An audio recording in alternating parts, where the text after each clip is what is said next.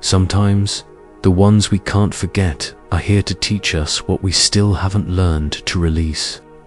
Tonight, in the stillness, we'll listen not to the noise of our thoughts, but to the wisdom within them. The heart has a memory that the mind cannot erase. It holds on to echoes of laughter, the warmth of a hand, the sting of a goodbye, long after the moments have passed. We carry these echoes within us, sometimes as quiet companions, and other times as heavy ghosts that sit on our chest while we try to sleep. We turn on the light, and they are gone. We turn it off, and they return. This endless cycle of remembering and resisting, of holding on and trying to let go, is at the core of so much of our hidden restlessness. It is the unspoken pain that this journey tonight is for. We are not here to wage war against our memories. We are not here to violently forget the people or the feelings that have shaped us. That is a battle we can never win. Instead, we are here to learn in a gentler way, a wiser way. Over the next few hours, in the quiet sanctuary of this shared space, we will walk a path laid down by ancient Zen and Buddhist teachings. These are not rigid rules or complex doctrines, but simple, profound truths designed for one purpose: to guide you back to the shore of your own inner peace. We will explore the nature of emotional attachment, not as a flaw or a weakness, but as a profoundly human experience. We will use stories, parables, and moments of quiet reflection to understand why we cling, what we are truly clinging to, and how we can learn to open our hands with grace. The promise tonight is not one of erasure, but of freedom. The freedom that comes not from forgetting, but from understanding. It is the promise of a deep, restorative rest that isn't found by silencing the mind, but by finally giving the heart the space it needs to speak its truth and be heard. So find a place where you can be undisturbed. Allow your body to soften, and simply begin by listening to the sound of your own breath. The journey has already started. Let us begin with a simple image, the image of a cup. Your heart, your mind, your awareness is a vessel, a beautiful, empty cup, ready to receive the world. But for most of us, that cup is not empty. It has been full for a very long time. In a small village nestled in a valley of mist and green tea fields, lived a Zen master named Kato. He was not the abbot of a grand monastery, but the keeper of a tiny, humble tea house by the side of a winding road. Travelers from all over the world, hearing of his wisdom, would make the long journey to sit with him. They did not come for sermons or for scriptures, but for a single cup of tea. It was said that Cato's tea could reveal the truth of your own heart. The tea house was simple, a single room of dark, polished wood, with a low table and silk cushions. A window looked out onto a small rock garden where a single stream of water trickled over smooth grey stones, the only sound besides the whisper of the wind in the bamboo grove outside. Cato himself was a man who seemed to be made of the same stillness as his garden. He moved with a quiet, deliberate grace. His hands, though old and wrinkled, were steady. His eyes held a deep and gentle calm. One day, a wealthy merchant arrived at the tea house. He was a man accustomed to the finest things. His robes were of the most brilliant silk, and his manner was impatient, as if time was a currency he could not afford to waste. He had heard the stories of Cato's famous tea and had come to sample it. Cato greeted him with a simple bow and motioned for him to sit. The merchant, looking around the sparse room, felt a flicker of disappointment. It was all so plain, but he held his tongue. Cato began the tea ceremony. He cleaned the bowl, heated the water, and whisked the green matcha powder with a focus that seemed to absorb the entire world. The merchant watched, his impatience slowly giving way to a grudging curiosity. Finally, Kato picked up a beautiful, yet simple, ceramic cup.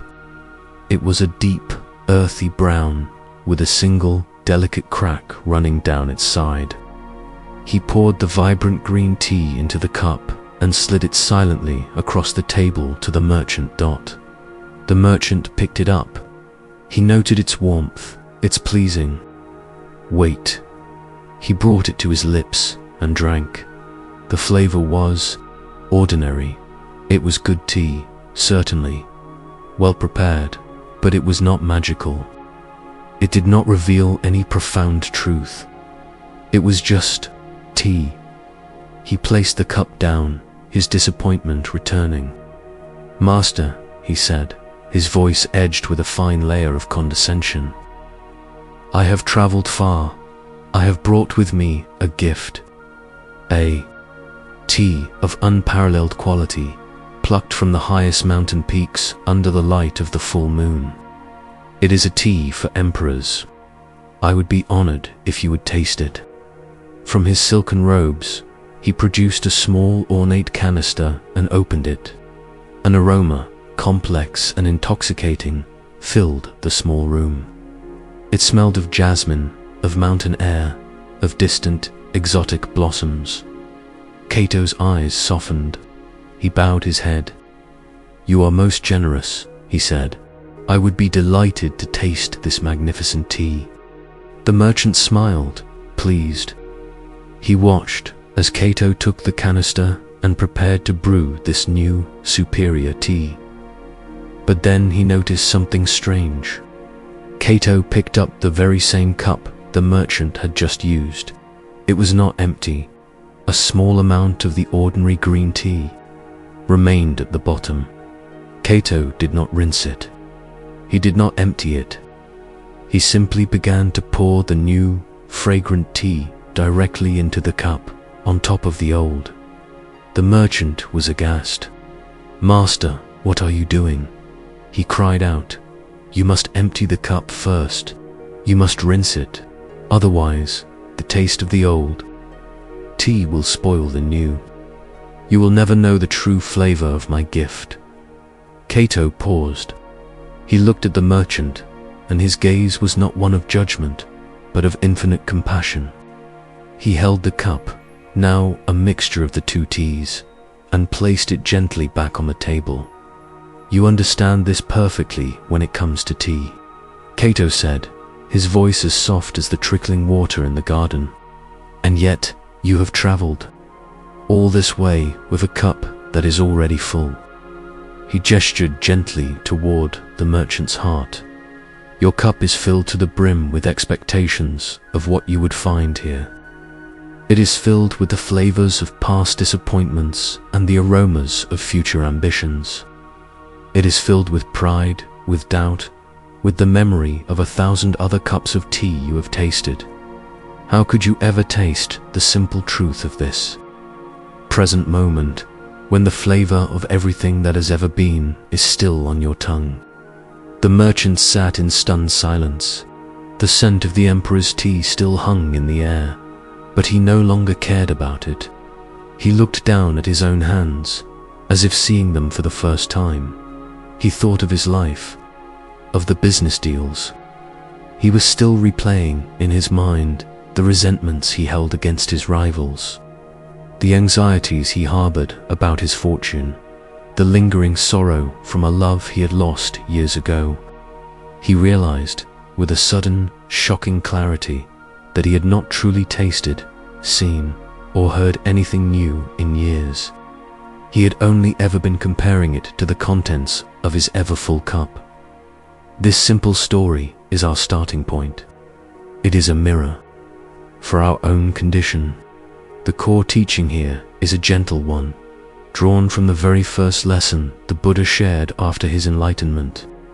It is often translated as the truth of suffering, or dukkha. But suffering is a hard, sharp word. Perhaps a gentler way to understand it is as the truth of dissatisfaction, the truth of stress, the truth that to cling to things that are, by their nature, impermanent is to carry a constant, low-grade ache. Like the merchant, we walk through our lives with a cup filled with the residue of the past. It's filled with the bittersweet tea of our first love, and so every new relationship is tainted by that original flavor. It's filled with the bitter dregs of a past failure, and so every new opportunity is viewed through the lens of potential disaster. It is filled with the sweet, comforting tea of a time when we felt safe and happy, and we keep trying to recreate that exact taste, ignoring the beautiful new teas being offered to us in this very moment. This is the nature of emotional attachment. It is the unconscious insistence on holding on to the flavor of what was, which prevents us from fully experiencing what is. The problem is not the tea itself. The memories, the loves, the losses, they are part of our story. They are what give our lives texture and depth. The problem, as the Zen master showed, is the refusal to empty the cup. The clinging, the attachment, is the hand that will not let the old contents go. So let us begin a gentle reflection right here. There is no need to move. Simply allow your attention to turn inward. Bring to your mind this image of a cup. It can be any shape, any size, any material. It is your cup. It represents your heart, your inner world, at this very moment. Now, without judgment, without trying to change anything, let's simply become curious about its contents. What is the primary flavor in your cup tonight? Is it the sharp, acidic taste of a recent argument or a lingering anger? Is it the cloyingly sweet flavor of nostalgia, a longing for a time that has passed? Perhaps it is the cold, stale taste of a grief you have carried for so long you've forgotten what it feels like to be without it. Or maybe it's a chaotic mixture of many things. The hot anxiety about tomorrow's tasks poured on top of the lukewarm residue of yesterday's regrets. Just notice the temperature. Is the tea in your cup hot, bubbling with fresh emotion? Or has it grown cold and stagnant, a heavy weight at the bottom of the vessel? Notice the aroma. What scents rise from your cup? The fragrance of a person you miss, the metallic smell of fear, the earthy scent of deep-seated stability, or the sour smell of envy. This is not an exercise in self-criticism. It is a courageous act of acknowledgement. We cannot begin to empty our cup until we first know what is in it. We have to be willing to taste it, to know it, to honor that it is there. The merchant's breakthrough did not come from being scolded. It came from a moment of compassionate recognition. Cato did not shame him. He simply held up a mirror, and that is what we are doing now. We are holding a gentle mirror up to our own hearts. For many of us, we have been carrying this full cup for so long that we have become identified with its contents. We believe we are the sad tea, the angry tea, the anxious tea. We have forgotten that we are not the tea. We are the cup. We are the vessel. The vast, silent, and unbreakable awareness in which all these flavors, all these experiences arise and pass away. The first step toward inner freedom, the first step toward the deep rest your soul is longing for, is this simple, profound act of acknowledging the weight, acknowledging the fullness, acknowledging, with the same compassion Cato showed the merchant, that your cup is indeed full. There is no need to spill it, no need to throw it against the wall. The path of Zen is not one of violence, but of gentle, conscious release. For now, the only task is to feel its weight in your hands, to honor the journey that filled it, to see it, really see it, for the first time. So, As we bring this first reflection to a close, allow the story of the tea master to rest in your awareness. See his simple tea house, hear the trickle of the water, smell the scent of tea in the air, and see his compassionate gaze as he looks at you. He is not asking you to change. He is not telling you that you are wrong to feel what you feel. He is simply holding your own cup, showing it to you, and allowing you to see it for what it is. Let your breath be slow and deep. With each exhale, imagine you are simply making space around the cup, not emptying it, not yet, just giving it room, acknowledging its presence. We will close this first part of our journey with a single open question. Let it drift into your mind and heart without any pressure to find an answer. Let the question itself be the beginning of the emptying. Without judgment, can we simply acknowledge what our heart is carrying tonight? Section 2. The Ghost in the Garden. How past loves shape our present if our heart is a cup. As the old tea master suggested, then for many of us, the strongest, most complex, and most lingering tea within it was brewed in the gardens of past loves. These are the attachments that often define us, the ones that echo the loudest in the quiet rooms of our minds. They are not just memories, they are living presences. They are the ghosts in our garden. Let us journey now to a different kind of place, not a tea house, but a beautiful walled garden. For many years, this garden was tended by a master horticulturalist. She had an intuitive gift for the land. She knew just where to plant the roses so they would receive the morning sun, and where to place the camellias so they would be sheltered from the afternoon heat. She carved winding stone paths that felt both spontaneous and inevitable. Under her care, the garden became a masterpiece of balanced wilderness, a place of profound peace and vibrant life. Every flower, every stone, every turn in the path was an expression of her love and attention. But the time came for her to move on. She sold the house and its magnificent garden to a new owner, a kind man who had fallen in love with the place at first sight. He was overwhelmed by its beauty and felt a deep sense of reverence for the work of the original gardener. He vowed to himself that he would cherish it, that he would be a worthy steward of this paradise. The first spring arrived, and the new owner walked the stone paths with a heart full of good intentions. He carried a small bag of seeds for flowers. He had always loved bright, cheerful sunflowers that reminded him of his childhood. He found a sunny patch of earth, cleared and ready, and he knelt down to plant them. But just as he was about to break the soil, a thought arose in his mind. The original gardener never planted sunflowers here. She had delicate lavender in this spot. Sunflowers might be too coarse, too bright. It might disrupt the harmony she created. He hesitated. The joy and confidence he had felt moments before evaporated, replaced by a quiet anxiety. He looked at the empty patch of earth, and it no longer seemed like a place of possibility, but a place where he could make a mistake.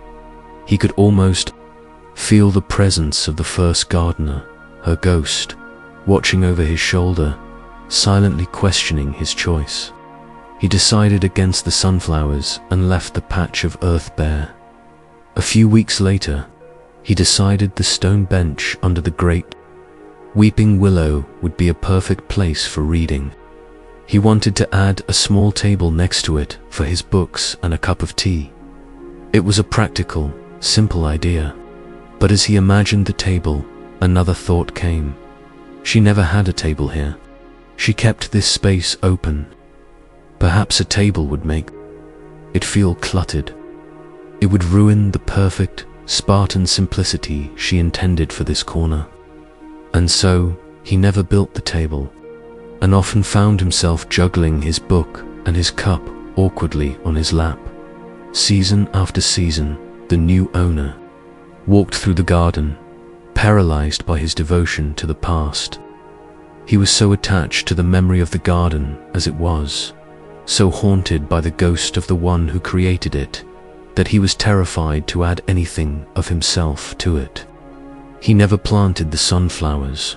He never pruned the rosebush in a new way. He never moved a single stone. The garden, without new life being planted, without fresh energy and intuition responding to its changing needs, slowly began to lose its vitality. Weeds began to creep in at the edges, not because of neglect, but because of a loving paralysis. The man was living in a museum, not a garden, and the ghost he was trying to honor was not the spirit of the first gardener's creativity, but the dead weight of his own idea of her. He wasn't preserving her garden, he was embalming it. This story speaks to a very specific and powerful form of attachment, the way we allow past relationships to dictate the landscape of our present lives. The original gardener is the great love, the formative relationship, the person who first shaped our understanding of what a garden of the heart could be. And we, like the new owner, can become so reverent, so haunted by that original blueprint, that we forget that our own heart is a living, breathing garden that needs our present-day care. In Buddhist psychology, there is a concept known as vasanas. You can think of vasanas as subtle imprints, latent tendencies, or memory scents left on the mind by powerful past experiences, like the scent of the first gardener's lavender that lingers in the air long after the flowers are gone. The vasanas from past relationships perfume our present reality. They are the reason why we sometimes react to a new partner with an old fear, or why a certain phrase or tone of voice can transport us back to a wound we thought had healed. The ghost in the garden is made of these vasanas. It is the imprint of past joys that makes us compare every new experience, often finding it lacking. It's not the same, we think. The love we had was different. It was deeper. We are tasting the memory of old tea, as Cato would say. The ghost is also the imprint of past pains. A betrayal leaves a vasana of suspicion. We walk through a new, beautiful garden, but we are constantly checking the soil for poison. A sudden abandonment leaves a vasana of anxiety, so even when we are safe and loved, we are always listening for the sound of the closing gate. We are the new owner, afraid to plant our sunflowers because we fear they are not the right flower, that they will be rejected, that we will be rejected. This attachment to the ghost is incredibly subtle. It masquerades as loyalty, as honor, as love. The new owner believed he was being respectful to the first gardener, but true respect would have been to continue her creative spirit, to love the garden enough to help it evolve, to add his own flowers to her beautiful design. In the same way, we believe we are honoring a past love by keeping their memory perfectly preserved, by refusing to let anyone else occupy that same space in our hearts. But in doing so, we are not keeping the love alive. We are keeping ourselves in a state of suspended animation. We turn a living part of our heart into a memorial, a beautiful but lifeless monument. The teaching here is not to bulldoze the garden. It is not to forget the first gardener or to pretend her work wasn't beautiful and important. The teaching is to learn to distinguish between the living spirit of the garden and the paralyzing ghost of our memory of it. It is about gently and lovingly exorcising the ghost so that we can once again feel the living soil beneath our feet. Let us take a moment now to walk into our own inner garden. Allow your breath to be your guide, the gentle gate that opens inward. As you step inside, just look around. Don't force anything to appear. Simply be open to what is already there. What does the landscape of your heart look like tonight? Is it a lush, wild place, a neat, orderly park, a barren desert, or a forgotten, overgrown thicket? Now become aware of any presences there. We are not looking for literal ghosts, but for the felt sense of past relationships. Can you feel the shadow of a parent, a friend, or a former lover in a certain part of this garden? Look at the flower beds. Are there places where you are afraid to plant something new? Patches of bare earth, kept empty out of a sense of loyalty or fear. Perhaps you see the faint outline of a flower that used to grow there, a ghost flower that prevents any new seeds from taking root. You don't have to name the person, just acknowledge the empty space. Acknowledge the hesitation to plant, not now walk. The pathways. Are there certain paths you walk over and over again? Habitual ways of thinking and feeling in relationships. Do you find yourself always ending up in the same thorny patch of misunderstanding or the same shadowed corner of loneliness, no matter who you are with? These are the paths carved by the ghost, the grooves of old Vasa, and as Dot look for the monuments, the benches no one is allowed to sit on, the fountains that have been turned off, the beautiful statues to past loves that you polish and maintain, which cast long shadows over the rest of the garden, preventing the sun from reaching the new sprouts. The purpose of this is not to judge yourself for the state of your garden. The new owner was not a bad person. He was a loving person who was trapped by his own reverence. We too are loving people, trapped by the powerful imprints of our experiences. The purpose of this walk is simply to see the ghost for what it is, not the person themselves, but our attachment to the memory of them. It is an energy pattern, a collection of thoughts, feelings, and bodily sensations that we have allowed to become the caretaker of our heart. The freedom comes when we realize that we are the true gardener. We have always been the gardener. The ghost is just a memory on the wind. It has no hands. It cannot plant or prune. Only we can. As we prepare to leave this garden for now, stand in its center. Feel the earth beneath your feet. This is your sacred ground. It is yours to tend, yours to love, yours to bring back to life. Acknowledging the ghost is the first step. Seeing its paralyzing effect is the second. The third is to pick up your own tools. The reflection ends with a question, a seed. You do not need to answer it with words. Just hold the question in your heart and let it be the first act of gentle defiance against the ghost's paralysis. Let it be the first ray of new sun on a patch of earth that has been barren for too long. Section 3. The unsent letter. The words we never said and the peace we never found. In this inner garden we have just visited, where the ghosts of past loves wander. Sometimes the most stubborn weeds, the most persistent phantoms, are not born from the memory of what happened, but from the aching void of what didn't. They are born from the conversations we never had, the apologies we never gave or received, the forgiveness we never offered, the love we never fully expressed.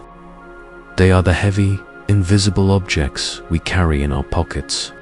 They are the unsent letters of the heart. Let us consider the story of a young monk named Ananda. He was diligent, kind, and devoted to his practice, but his meditation was always troubled. A deep-seated agitation followed him like a shadow. He could sit for hours, but his mind would not settle. His teacher, a wise old nun, watched him with patient eyes for many months. She saw that while Ananda's body was on the cushion, in the meditation hall, his spirit was somewhere else entirely, trapped in a loop of the past. One day, she called him to her small hut. "Ananda," she said, her voice gentle but clear. "Your mind is like a boat with its anchor still down. You try to row forward, but you only go in circles. What is the anchor you are dragging?" Ananda's eyes filled with tears.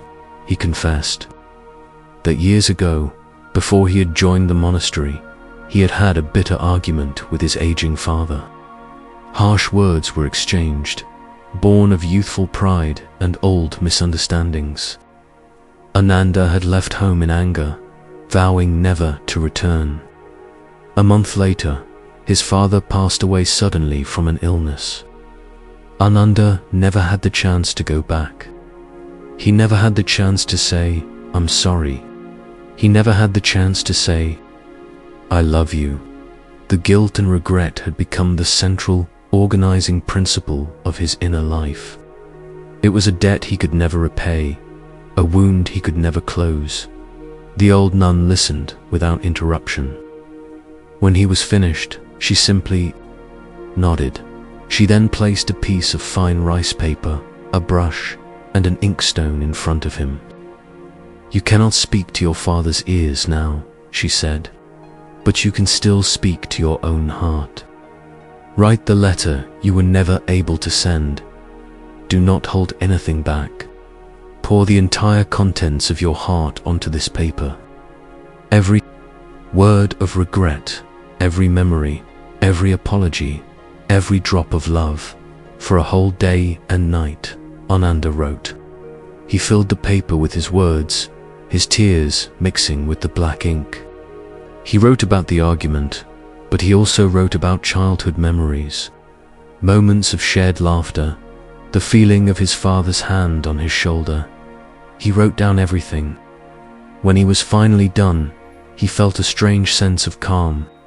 He was exhausted, but the frantic, agitated energy in his chest had subsided. The letter contained the entirety of his pain.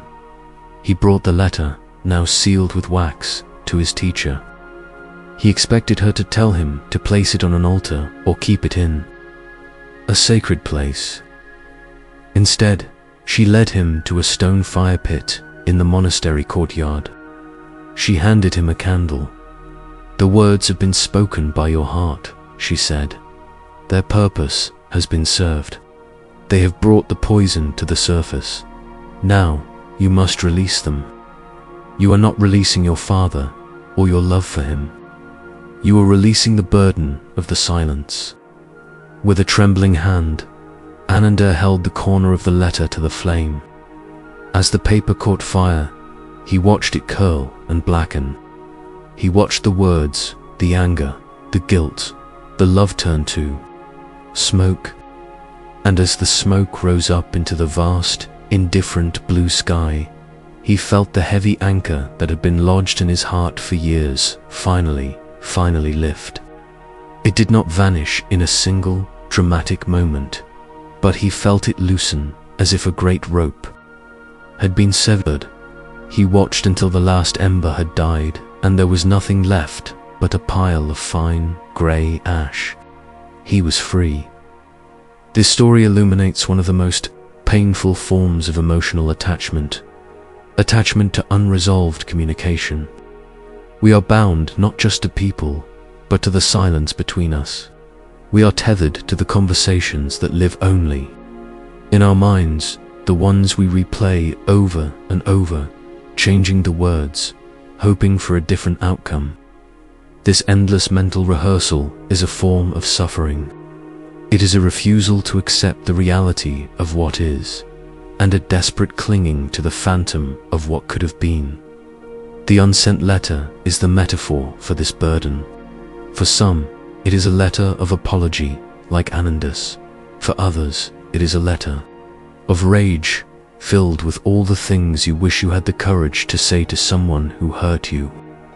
It might be a love letter, a confession of feelings you were too afraid to share. Or it could be a letter of goodbye, a way of finding closure with someone who left your life without explanation. Whatever its contents, the letter is heavy. We carry it with us everywhere. It makes our shoulders ache and our hearts weary. We think that we need the other person to receive the letter for us to be free. We think we need their response, their forgiveness, their acknowledgement. This is the illusion. This is the attachment. We are attached to the idea that our peace is in someone else's hands. The core teaching here is a profound one, rooted in the practice of kshanti, which means patience, tolerance, and forbearance. But it also carries a deeper meaning of self-completion. Ananda's healing did not depend on his father hearing his words. His healing came from the act of expressing them fully and then, crucially, releasing them fully. He offered the letter not to his father's ghost, but to the universe itself, to the great, silent, accepting witness of the sky. This is a radical act of taking back our own power. It is the realization that forgiveness, closure, and peace are not transactions we make with others. They are gifts we give to ourselves. To burn the unsent letter is to declare, my peace of mind will no longer be held hostage by a conversation that cannot happen. My freedom will not depend on another person's response. I will complete this circle within my own heart. Let us take this teaching and turn it into a quiet, healing practice. Right now, in the safety of this moment, let your awareness settle. Bring your attention to your body. Scan it gently from your feet to the crown of your head. And just notice. If there is a place where you are holding a particular tension, the shoulders are a common place. The jaw, the stomach. Very often, the physical location of our tension is connected to the emotional weight of an unsent letter. Now, I invite you to bring to mind a person or a situation in your life where there are things left unsaid.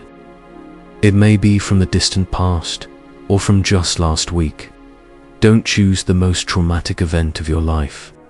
Start with something gentle, a misunderstanding with a friend, a regret about a choice you made.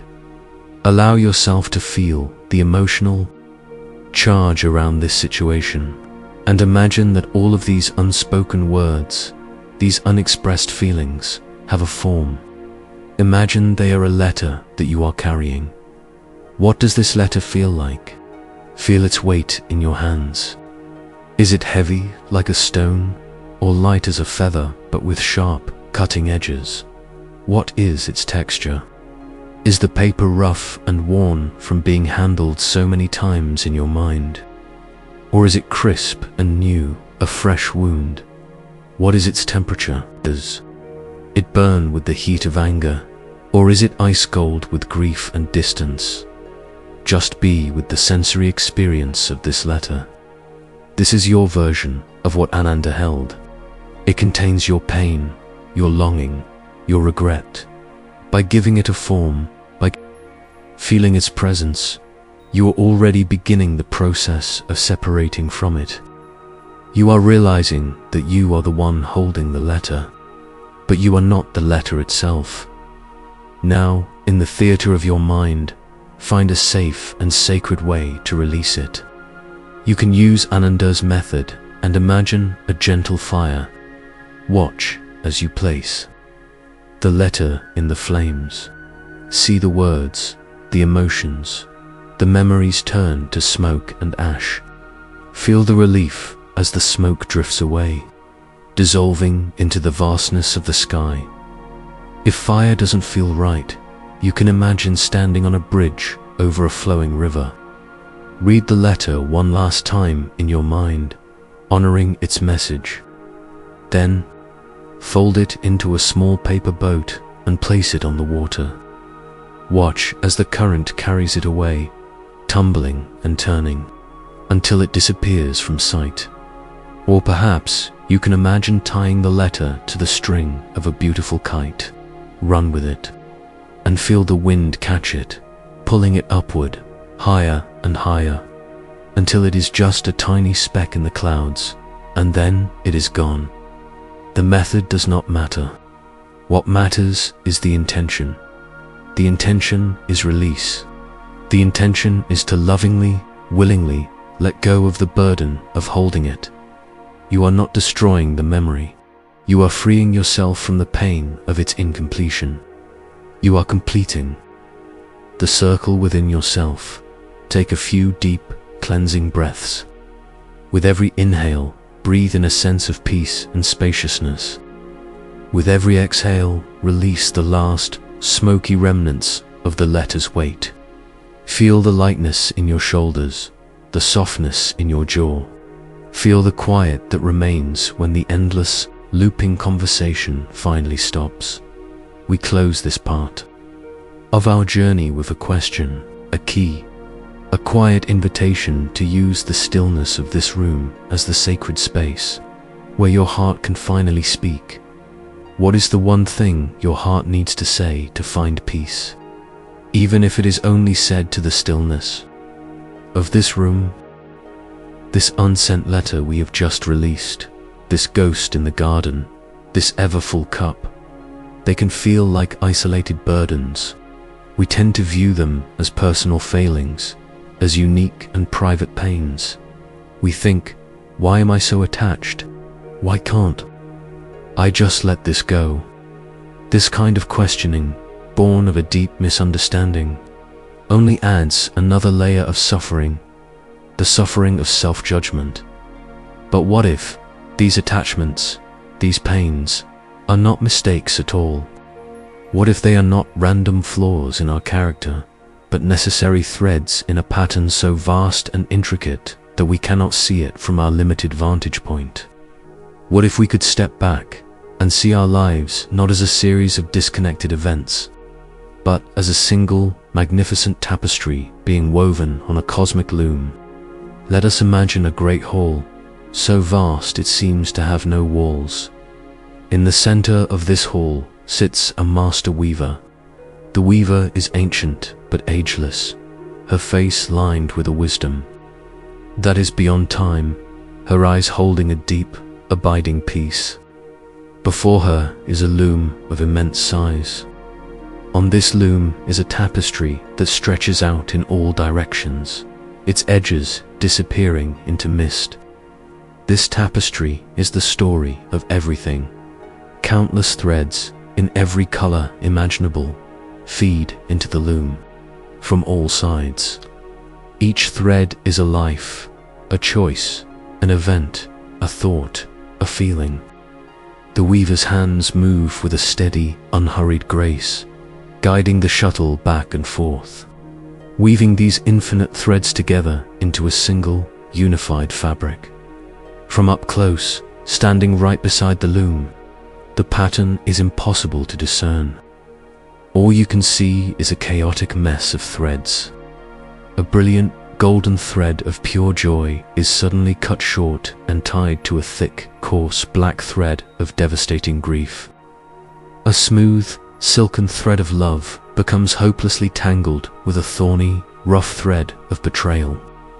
You see knots, snags, patches where the colors seem to clash horribly. From this perspective, it looks like a series of mistakes. It looks random, cruel, and meaningless. You might point to a dark, ugly knot and say that knot is wrong. It shouldn't be there. It ruins everything. But the weaver, who sees the entire design, knows that the dark knot is essential. She knows that without the tension of that knot, a whole section of the tapestry would unravel. She knows that the black thread of grief is necessary to truly show the brilliant, incandescent beauty of the golden thread beside it. She knows that the tangled threads of betrayal will eventually be woven into a complex and profound pattern of forgiveness and resilience that would otherwise be impossible. She sees no mistakes. She sees only the unfolding of the pattern. We are both the thread and the one standing too close to the loom. We see only our own small section of the fabric. We feel the painful pull of the shuttle, the jarring moment when our thread is tied to another, darker one. We see the knot of our attachment, the tangle of our unresolved pain, and we call it a mistake. We call it suffering. We believe it is wrong. The weaver, in her infinite wisdom, offers only a gentle, silent smile. She knows that from our perspective, it could not look any other way. This parable of the weavers' loom is a way to understand one of the most profound and comforting teachings of Buddhism, protatiyasa mukta, or dependent origination. This is a long and intimidating word, but its meaning is simple and beautiful. Everything is interconnected. Nothing exists in isolation. Everything arises in dependence upon other factors. This is because that is. This is not because that is not. This ceases to be because that ceases to be. Your attachment to a past love did not arise from a vacuum. It arose because of 1,000 other threads. The love you received or didn't receive as a child, the stories you were told about romance, the chemical reactions in your brain, the particular vulnerability you felt at that time in your life, the specific qualities of the other person that resonated with your own unmet needs. All these threads and a million more were woven together to create that specific experience. It was not a mistake. It was an inevitability, given the threads that came before. The guilt you feel from the unsent letter did not just appear. It arose because of the thread of love for your father, which was woven together with the thread of youthful pride, the thread of circumstance, the thread of his sudden passing. To pull on any one of those threads is to feel the pull of all the others. Seeing our lives in this way is a radical act of compassion. It allows us to stop blaming ourselves. How can you blame a single thread for being part of a pattern it did not design?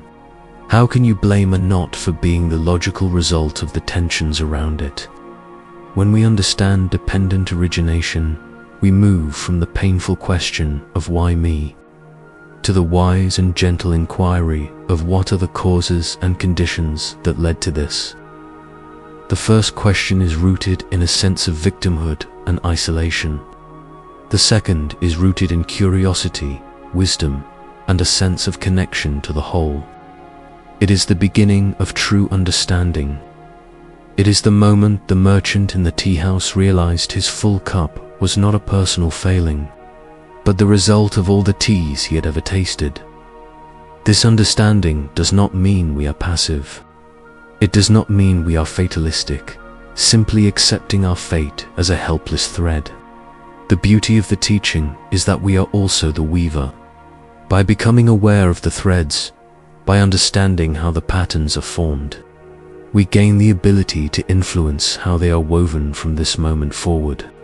We cannot undo the knots of the past, but we can learn to weave with less tension in the future. We can choose to introduce new, brighter threads, threads of mindfulness, of compassion, of forgiveness. Our awareness itself becomes a golden thread that begins to change the quality of the fabric. Let us bring this vast cosmic image into a quiet, personal reflection. Settle back into your body. Feel the support of the surface beneath you. Feel the gentle rhythm of your breath. You are a thread in this great tapestry, and at this moment you are safe. You are held. You are part of the grand design. Bring to mind an attachment that you struggle with, the ghost in your garden, the contents of your cup, the weight of your unsent letter. Choose one and hold it gently in your awareness. Instead of seeing it as a problem to be solved, we are simply going to practice seeing it as the weaver sees it. We are going to trace the threads without judgment. And with a spirit of gentle curiosity, ask yourself, what is this attachment connected to? What thread came just before it? Perhaps it was a feeling of loneliness. Okay, and what thread came before that feeling of loneliness?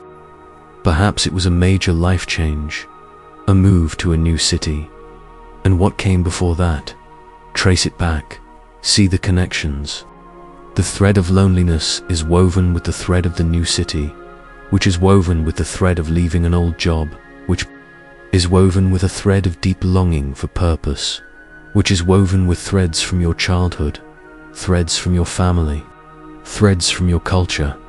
You don't need to have all the answers. The point is not to conduct a perfect psychological analysis. The point is to soften the edges of the problem, to see it not as a solid, isolated block of pain, but as part of a flowing, interconnected web. Now, trace it forward. What other threads has this knot of attachment touched? Has it, perhaps, led to a thread of seeking? A thread that brought you here to listen to these words tonight? Has the pain of it woven into you a thread of compassion for others who are hurting? Has it created a dark background that has allowed you to see the flecks of light and joy in your life more clearly? Look at the knot itself. See the colors within it. The dark color of pain, yes, but look closer. Is there not also a shimmering color of love, a deep indigo thread of loyalty, a soft gray thread of vulnerability? The knot is not just one thing. It is a complex, rich, and meaningful part of your story.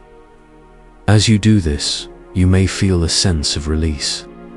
The hard personal edges of the problem begin to dissolve. You are not a flawed person struggling with a shameful attachment. You are a human being bearing the intricate, beautiful, and sometimes painful pattern of a life being lived. You are the tapestry. This practice of seeing the interconnectedness of things is a direct antidote to the poison of self-blame.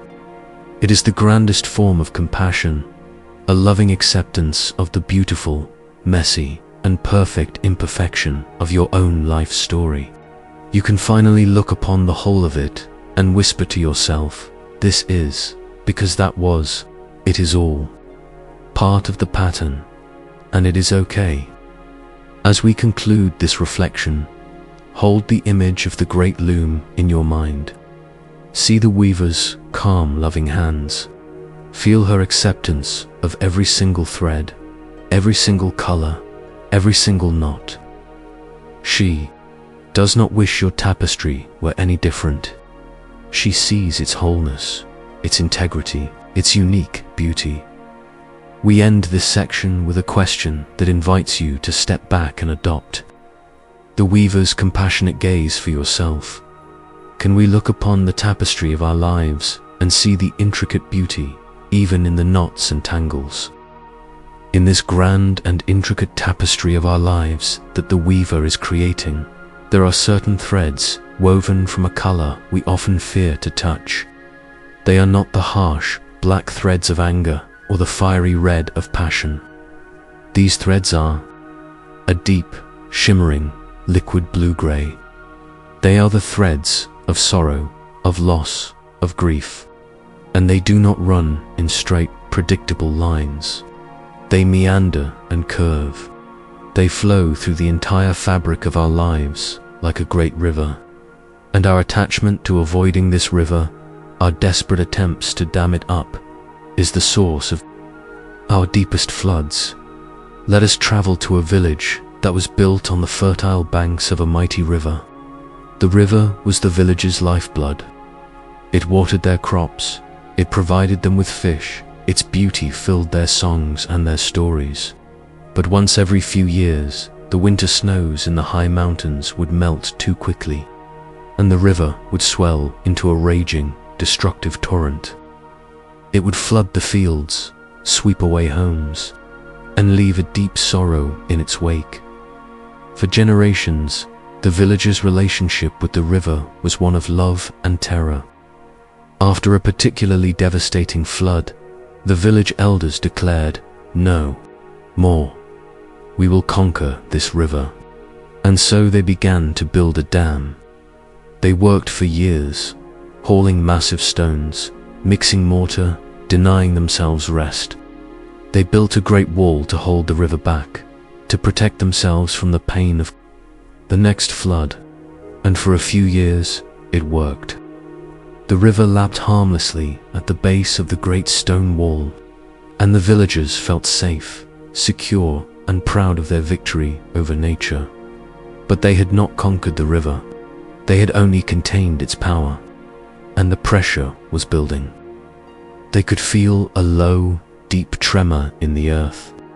The dam began to weep, with small trickles of water seeping through invisible cracks. The villagers lived in a state of low grade, constant anxiety, always watching the wall, always patching the cracks, always fearing the day it might fail. That day inevitably came. After a winter of impossibly deep snow, the spring melt came like a hammer blow. The river swelled to a size no one had ever seen. The pressure became too much. With a deafening crack, the dam shattered. The resulting flood was more catastrophic than any that had come before. The full, concentrated power of years of contained water was released in a single, horrifying moment. The village was nearly wiped from the earth. As the survivors sat amidst the wreckage, their grief was absolute. An old woman, a woman who had seen many floods and who had always spoken against the dam, gathered the people together. Her own home had been washed away, yet her eyes were clear, not with despair, but with a deep, sad wisdom. "We have tried to fight the river," she said, her voice quiet but heard by all. "We have treated our grief as an enemy. We built a wall of denial and fear, and in the end, that very wall became the instrument of our greatest sorrow. The river is not our enemy. The river's nature is to flow. The snow's nature is to melt. Our nature is to feel grief when we lose what we love. We cannot stop the river, but we do not have to drown in it." She picked up a stick and began to draw in the soft mud. "We will not build another dam," she declared. "Instead, we will dig channels. We will honor the river's power. We will create pathways for it. When the waters begin to rise, we will open the channels and guide the floodwaters gently through the fields. Yes, the fields will be submerged for a time, but the water will not be a raging torrent. It will be a slow, nourishing flood. And when it recedes, it will leave behind a layer of rich, new silt that will make our crops grow stronger than ever before. We will learn to work with the river of our sorrow, not against it." From that day on, the villagers changed their way. The digging of the channels became a sacred, communal act. It was hard work, but it was work born of acceptance, not fear. And when the floods came, they were no longer a terror. They were a time of quiet retreat, of knowing that the sorrow would pass, and that life would be richer for its passing. They learned to let the river of grief flow through them. This parable is a powerful metaphor for our relationship with the deep emotions of loss and grief. The river is grief itself, natural, powerful, and unavoidable force of life. The dam is our resistance. It is our attachment to feeling good, our fear of pain, our belief that grief is a problem to be solved or an enemy to be conquered. This resistance takes many forms. It can be denial. "I'm fine, it doesn't hurt that much." It can be distraction, keeping ourselves so busy with work or entertainment that we don't have a single quiet moment to feel the rising waters. It can be we analyze our grief, we read books about it, we talk about it endlessly, but we never actually allow ourselves to feel it. We are the dam keepers, frantically patching the cracks with logic and rationalizations. All of these strategies are forms of dam building. And while they may offer a temporary illusion of safety, the pressure is always building behind the wall.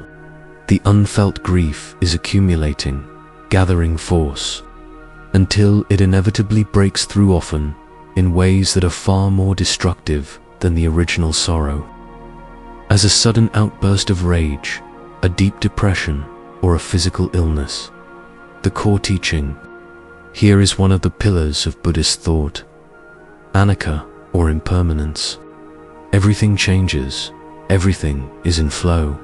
Joy, peace, anger, and also grief. None of them are permanent states. They are weather patterns that move through the vast sky of our awareness. They are currents in the great river of life. Attachment is the attempt to freeze the river. We try to hold on to a moment of sunny, peaceful weather forever, which is impossible. And we try to build a wall against a storm of grief, which is also impossible. The path of wisdom, the digging of the channels, is the path of accepting anicca. It is the courage to allow an emotion to arise, to be fully felt, and to pass away in its own natural time. To allow grief to flow is not to be weak or to wallow in self-pity. It is, in fact, an act of supreme courage and wisdom. It is the understanding that grief is not the enemy. Grief is a sacred process. It is the emotional and psychological equivalent of the body healing a wound. It needs to be kept clean, it needs air, it needs to be allowed to do its work. When we allow ourselves to grieve fully, the river of sorrow carves new depths into our heart. And it is in these new depths that a greater capacity for love and joy can later be found. The silt left behind by the flood enriches the soil. Let us now turn this understanding into a direct experience. This is a practice of creating a safe channel for the river of your own grief. Find your way back to the stillness of your body, to the anchor of your breath. For this reflection, it can be helpful to place a hand gently on your heart, a simple gesture of kindness and support for yourself. We are not going to go hunting for grief. We are simply going to create a space of permission. We will open the channels and see if the river is ready to flow. Bring to mind a loss you have experienced. It could be the loss of a person, a pet, a dream, a job, or a past version of yourself. Choose a loss that feels present for you, but again, perhaps not the most overwhelming one if you are new to this practice. Hold the memory of what was lost, gently like a smooth stone in your hand. And now, simply give yourself permission to feel whatever is here. You might say to yourself silently, "It is safe to feel this now.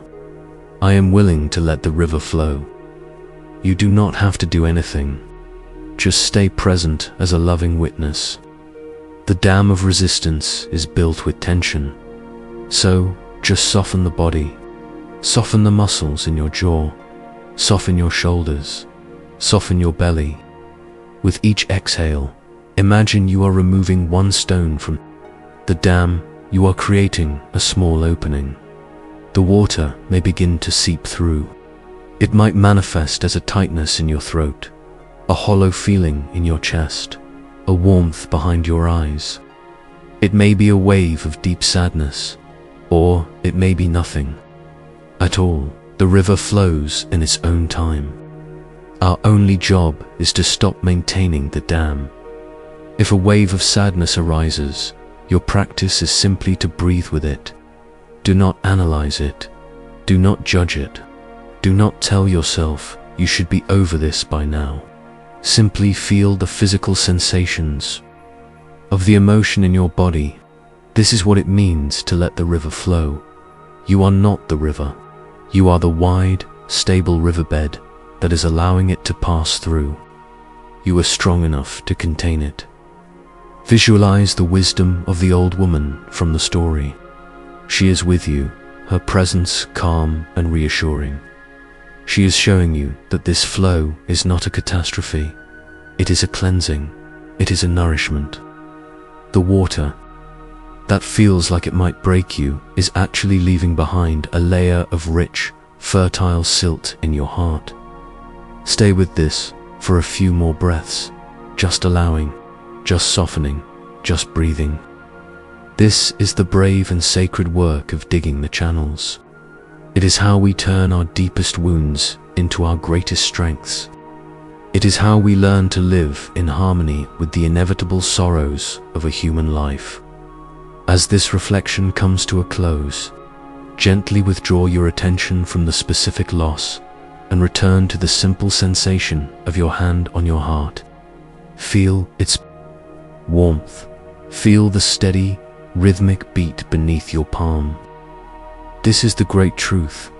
The river flows, but you remain. The grief comes, and the grief goes, but the loving awareness that you are is always here. The final question for this section is not a question to be answered with thought, but to be felt with the whole of your being. It is an invitation to a deeper trust in yourself and in the processes of life. Having learned to sit by the river of grief, to allow its waters to flow, we might notice within ourselves another powerful impulse. It is the desire to build a life on high ground, a life where such powerful rivers never form, a life of perfect, predictable safety. We become attached not to a person or a memory, but to a state of being, the state of comfort. We build for ourselves a beautiful, secure, and glittering cage. And then we wonder why we have forgotten how to fly. Let us tell the story of a songbird. Not just any songbird, but one whose voice was said to capture the sound of the sunrise. Itself, it lived deep in a vast, wild forest, and its song was a tapestry of all the forest's sounds, the rustle of leaves, the chatter of the stream, the deep silence of the ancient trees. Its song was pure freedom. One day, a kind and wealthy prince was traveling through the forest and heard the bird's song. He was enchanted, utterly captivated. He had never heard anything so pure, so alive. He felt a deep desire to possess this beauty, not out of malice, but out of love. He wanted to keep it safe, to honor it, to listen to its song every day. He had his royal craftsman construct the most magnificent cage ever conceived. It was not made of iron or steel, but of spun gold and polished silver. It had perches carved from sandalwood and cups of the finest porcelain for its water and seeds. The prince's servants found the songbird and, with the utmost care, captured it and placed it within this golden marble dot. At first, the bird was frightened, but soon it saw that it was safe. The finest seeds from all corners of the kingdom were brought to it daily. The water was always fresh and cool. No predators could reach it. The prince would sit by the cage for hours, speaking to it in soft tones, praising its beauty. The bird, feeling this affection and seeing the undeniable splendor of its surroundings, began to sing again. It sang its pretty tunes, and the prince was delighted. The cage was a success. The bird was safe. The beauty was preserved. But a strange thing began to happen, so slowly that at first no one noticed. The bird's song began to change. It was still beautiful, but it lost a certain quality. It lost the sound of the wind in the high branches. It lost the wild, unpredictable melody of the babbling brook. Its songs became shorter, more repetitive. They were the songs of a creature that knew exactly where its next meal was coming from, a creature that never had to strain to see the horizon, a creature that never felt the thrill of a sudden rain shower or the terror of a hawk's shadow. Its body changed, too. Its wings, once strong and taut from a life of joyful flight, grew soft. It would flutter from one sandalwood perch to another, a distance of a few feet, but it forgot the feeling of soaring, of banking on a current of wind, of the breathtaking dive through the canopy. The golden cage, built from love and a desire, for security had become its entire world. The bird was no longer a singer of the wild forest. It was the singer of the golden cage.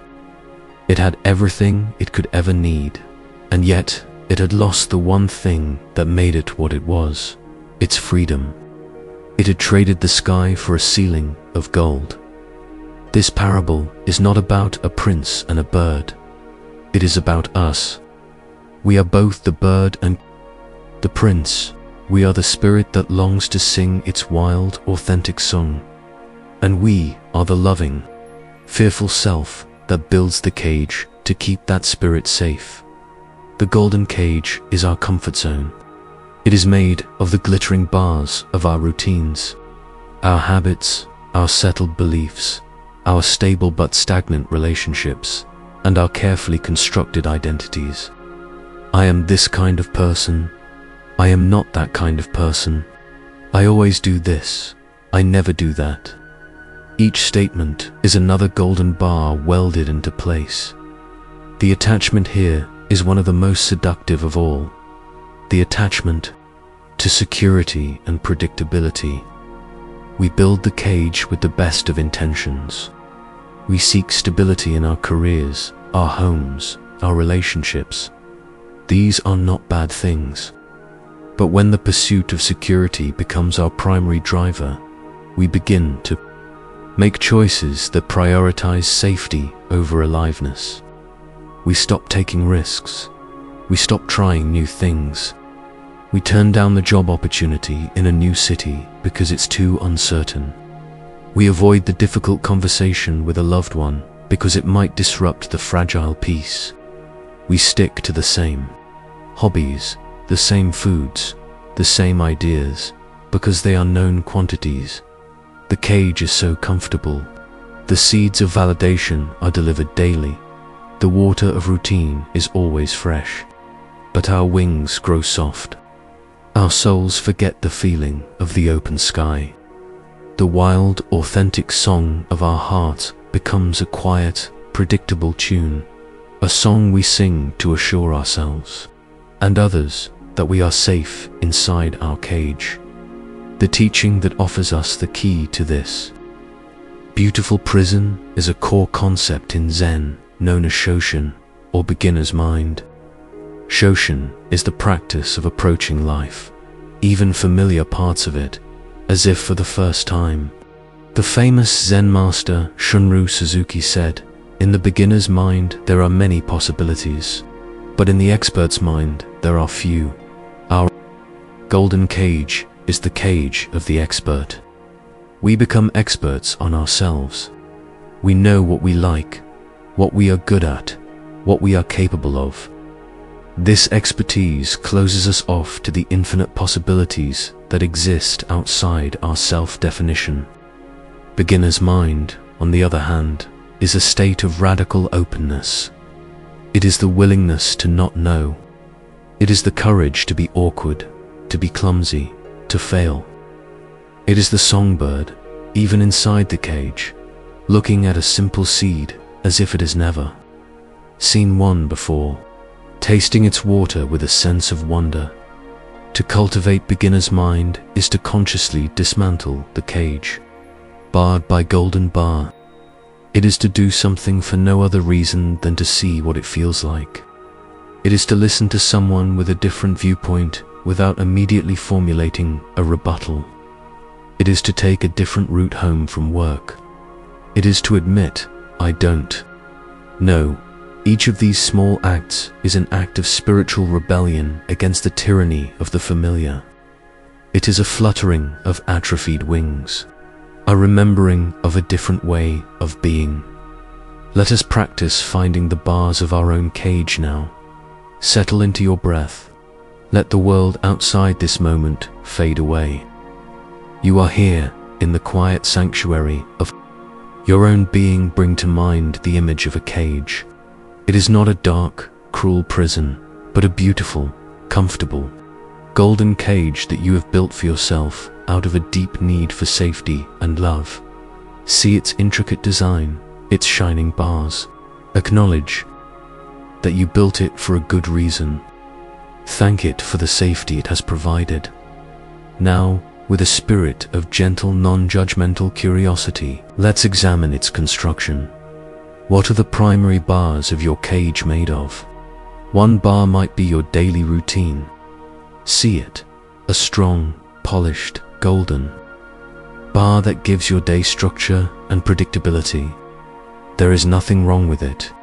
Just see it for what it is. Another bar might be your identity, the labels you give yourself. I am a parent, I am a professional, I am a spiritual person, I am an anxious person. See each of these labels as another golden bar. They give you a sense of self, a place to stand, but they also define your edges.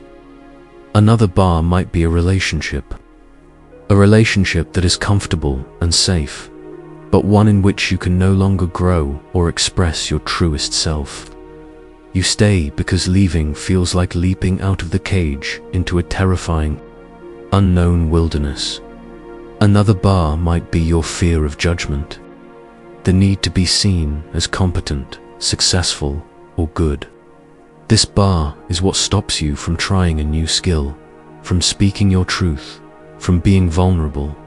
Just notice these bars. Don't try to bend them or break them. The first step is simply to see them, to recognize that the walls of your comfortable home are also the walls of your cage. Now, bring your awareness to the space inside the cage, to the songbird that is you. Can you feel a sense of longing within your heart? A quiet, almost forgotten yearning for something more? A memory of a wilder song? A twitch in your wings? A dream of the open sky? This feeling is not your enemy. It is your guide. It is the voice of your own freedom calling to you.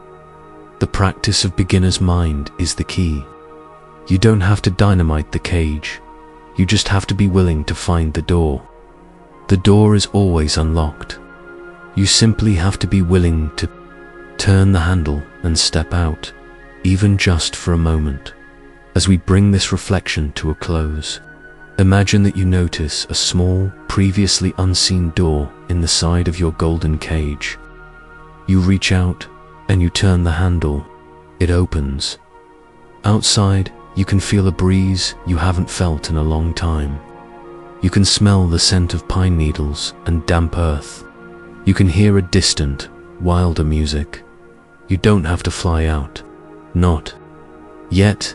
The practice for now is simply to stand at the open door, to acknowledge that the choice between safety and freedom is yours to make in every moment. This leads us to our closing question, a question that asks you to listen for the faint, wild music within you that has been silenced by the comfort of the cage. What song has your heart forgotten how to sing? As we stand at the door of our golden cage, we might notice something that keeps us from stepping out.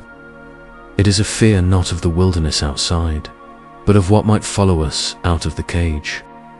We have spent so long cultivating a certain kind of self, a good, kind, predictable self, that we are terrified of the parts of us that don't fit that image. The golden cage is kept secure not just by what we keep inside it, but by what we vehemently refuse to let in. We stand guard at the gate, turning away the unwelcome, unloved parts of ourselves.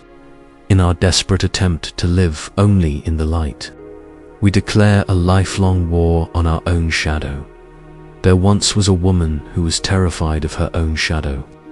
When she was a child, someone she loved had told her that shadows were dark, dirty, and dangerous things, the mark of something wrong. She took this teaching to heart, and it became the central rule of her life. Her days were a frantic, exhausting ballet of avoidance. On sunny mornings, she would scuttle along the sides of buildings, trying to stay in the shade cast by others. At noon, when the sun was directly overhead and her shadow was a small, dark puddle at her feet, she would be frozen with anxiety. refusing to move until the sun shifted and the shadow stretched out again, giving her a direction in which to run. She could never take a simple, peaceful walk, because her attention was always fixed on that dark, silent shape that dogged her every step. Her life became contorted by this fear. She chose a home on the side of a hill that was perpetually in the shade. She worked at night and slept during the day. Her friends wondered why she would never join them for a picnic in a sunny meadow or a day at the beach. They saw her as withdrawn, eccentric, and sad. She grew exhausted. Her life was so small, so cramped, so devoid of light and spontaneity. The constant vigilance was a heavier burden than the shadow itself. One day, completely worn out, she collapsed. In a field at high noon, the sun beat down upon her, and she could feel her small, dark shadow directly beneath her, a concentrated patch of the very thing she feared. She had nowhere left to run. This was it. The moment of her greatest terror. She lay there, panting, waiting for something terrible to happen. But nothing did. There was only the warmth of the sun on her skin, the sound of the wind in the grass, and the silent, still presence of the shadow beneath her. Trembling, she slowly sat up. She looked at her hands and saw their dark outlines on the grass. She lifted a hand, and the shadow hand lifted with it. She wiggled her fingers, and the shadow fingers wiggled back. For the first time in her life, she did not run. She simply watched. And in that watching, a profound realization dawned on her, as bright and clear as the noonday sun. The shadow was not a malevolent follower. It was not a stain or a sign of some inner corruption. It was simply a shape made by her own body, blocking the light. The shadow was not proof that she was dark. It was proof that she was solid, that she was real, that she was standing in the light. Its existence was entirely dependent on the light. She had spent her whole life running from. A slow smile spread across her face. She stood up, tall and straight, and looked at her shadow stretching out before her. It was not her enemy. It was her inseparable companion, her silent dance partner. She began to walk, and then to run, not away from it, but with it. She ran out into the full, glorious light of the sun, laughing, finally free. Not because the shadow was gone, but because her fear of it was. This woman is each of us. The shadow represents all the parts of ourselves that we have disowned, the parts that don't fit into the curated image in our golden cage. It is our anger, our envy, our greed, our fear, our laziness, our vulnerability. We are taught by our families, our culture, and sometimes even our religions, that these are the bad parts. We are told to repress them, to conquer them, to get rid of them, and so we spend our lives running, hiding, and pretending they don't exist. This is the great inner war, and it is unwinnable. The attachment here is to a false, idealized self-image. We are attached to the idea of being a good person, a calm person, a spiritual person. This attachment forces us to deny our own wholeness. We split ourselves in two, the acceptable self and the shadow self, and we spend all of our energy trying to keep the two apart. This is the source of immense tension, hypocrisy, and exhaustion.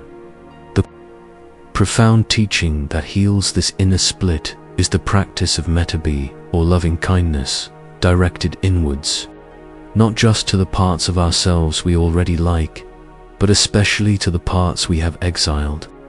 Carl Jung, the great psychologist, said, "One does not become enlightened by imagining figures of light, but by making the darkness conscious." The Buddhist path agrees. True wholeness does not come from amputating the parts of ourselves we find inconvenient. It comes from gathering all the lost, frightened parts of ourselves back into the circle of our own compassion. The shadow parts of us are not monsters. They are frightened children. Our anger is often a child who feels powerless and unheard. Our envy is a child who feels small and unseen. Our greed is a child who feels a deep sense of lack and insecurity. When we run from them, we are abandoning our own children in the dark. The practice of self-compassion is to stop, turn around, and gently invite them back into the light of our awareness. This doesn't mean we let our shadow run wild. Embracing your anger doesn't mean you have permission to yell at everyone. It means you have the courage to acknowledge, anger is present in me right now. You feel it, you locate it in your body, you listen to its message, you offer it compassion, and in doing so, you take away its destructive power. You are no longer controlled by it, because you are no longer running from it. You are parenting it with wisdom and love. Let us practice this brave turning around right now. Come back to that quiet inner space. Let your breath be a gentle, rhythmic anchor. Imagine you are standing in front of a full-length mirror. But this mirror does not just show your physical reflection, it reflects your entire being. Look at the reflection. See the parts of yourself that you like, that you are proud of, the kind eyes, the gentle smile, the capable hands. Acknowledge these parts with warmth. Now, with courage and compassion, allow the mirror to show you your shadow. Allow an aspect of yourself that you normally repress or deny to come into the reflection. Perhaps it is the flicker of resentment you feel toward a loved one. Perhaps it's the cold knot of jealousy you feel when a friend succeeds. Perhaps it is the deep well of sadness you try so hard to cover with a smile. See this shadow self in the mirror. Your first instinct may be to turn away, to criticize it, to shatter the mirror. Resist this instinct. Just for this moment, your only task is to look, to be still. Notice the posture of this shadow self. Is it cowering in a corner? Is it snarling with its fists clenched? Is it weeping silently? See it not as a monster, but as a part of you that is in pain. Now we will perform a quiet, radical act. We will extend a breath of kindness to this shadow in the mirror. As you breathe in, acknowledge its presence without judgment. I see you, anger. I see you, fear. As you breathe out, offer it a simple wish for peace. I offer you acceptance. May you be at ease. This is not about condoning harmful behavior. This is about ending the inner war. You are simply dropping your weapons. You are ceasing to be your own enemy. As you look at this shadow self in the mirror, see if you can notice the light that is creating it. What is the light it is blocking? The shadow of anger might be blocking the brilliant light of your passion. For justice, the shadow of fear might be blocking the radiant light of your desire to love and be loved fully. The shadow of envy might be blocking the steady light of your own unique talents and worth. The shadow is not the opposite of the light. It is its dance partner. You cannot have one without the other. To embrace your shadow is to embrace your own substance, your own reality, your own beautiful and complex humanity. Continue to breathe with this image, with this reflection of your whole self. See if the shadow figure in the mirror changes as you offer it this steady, compassionate gaze. Often, what we find is that when we stop fighting it, the shadow softens. It uncoils. The monster we imagined reveals itself to be a lost and lonely part of our own heart, longing to come home as we end this practice. Let the image in the mirror coalesce into one whole, integrated being, a being of light and shadow woven together in a perfect human dance. This brings us to our closing question. An invitation to the simplest and yet most difficult form of love. Can you offer a single, gentle breath of acceptance to the part of you that you have tried so hard to leave behind? This compassionate act of turning toward our shadow, of offering it a breath of acceptance, is a powerful way to stop a particular kind of self-inflicted wound. It stops the war within. And this brings us to one of the most practical and liberating teachings in all of Buddhism, a teaching that helps us understand the very mechanics of our own unhappiness. The Buddha taught that, in life, some pain is unavoidable. But he also taught that most of our deepest suffering is optional. It is something we add to our own pain. It is the suffering of the second arrow. Let us paint a simple scene. A person is walking mindfully, peacefully, through a quiet forest. The air is fresh, the light is dappled, the sounds are gentle. Suddenly, from out of nowhere, an arrow comes, flying through the trees and strikes them in the arm. The pain is sharp, real, and immediate. There is shock, a cry of pain. The body feels the wound. This is the first arrow on life. The first arrow is inevitable. It is the breakup of a relationship. It is the loss of a job. It is a harsh word from a friend. It is a sudden illness. It is the moment the tea bowl shatters on the floor. These things happen. They are part of the raw, unpredictable texture of being alive. No amount of meditation or positive thinking can make us immune to the first arrows of life. They are, simply, the pain that life sometimes delivers now. What does the person in the forest do next? A wise person, a person trained in awareness, would tend to the wound.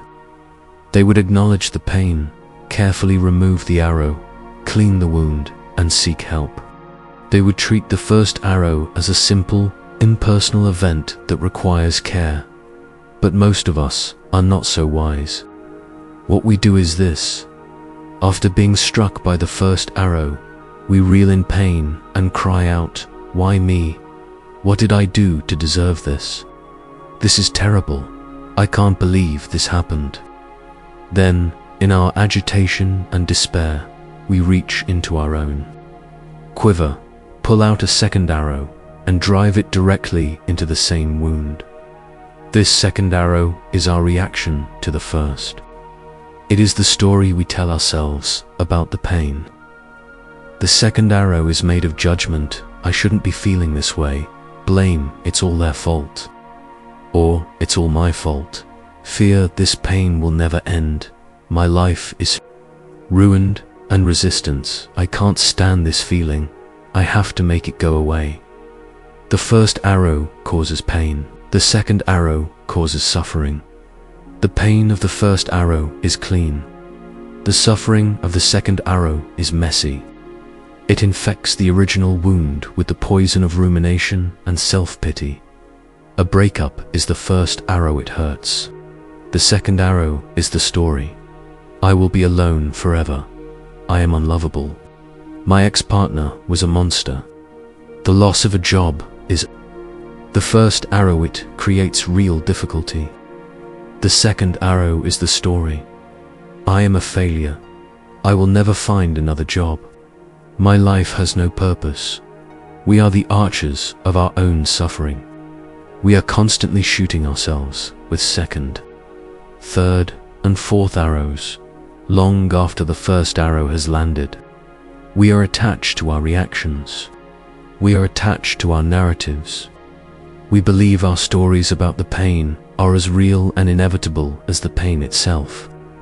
This is the great illusion that keeps us trapped. The teaching here is revolutionary in its simplicity. It gives us a precise place to practice. We cannot control the first arrow, but we have a choice about the second. The space between the first arrow and the second arrow is the space of our freedom. And the tool we use to inhabit that space is mindfulness. Mindfulness is the ability to notice the first arrow as it is, without immediately adding the second. It is the ability to feel the raw energy of pain, sadness, or anger in the body, without instantly launching into a story about it. When you feel the sharp sting of criticism, the first arrow, mindfulness allows you to pause.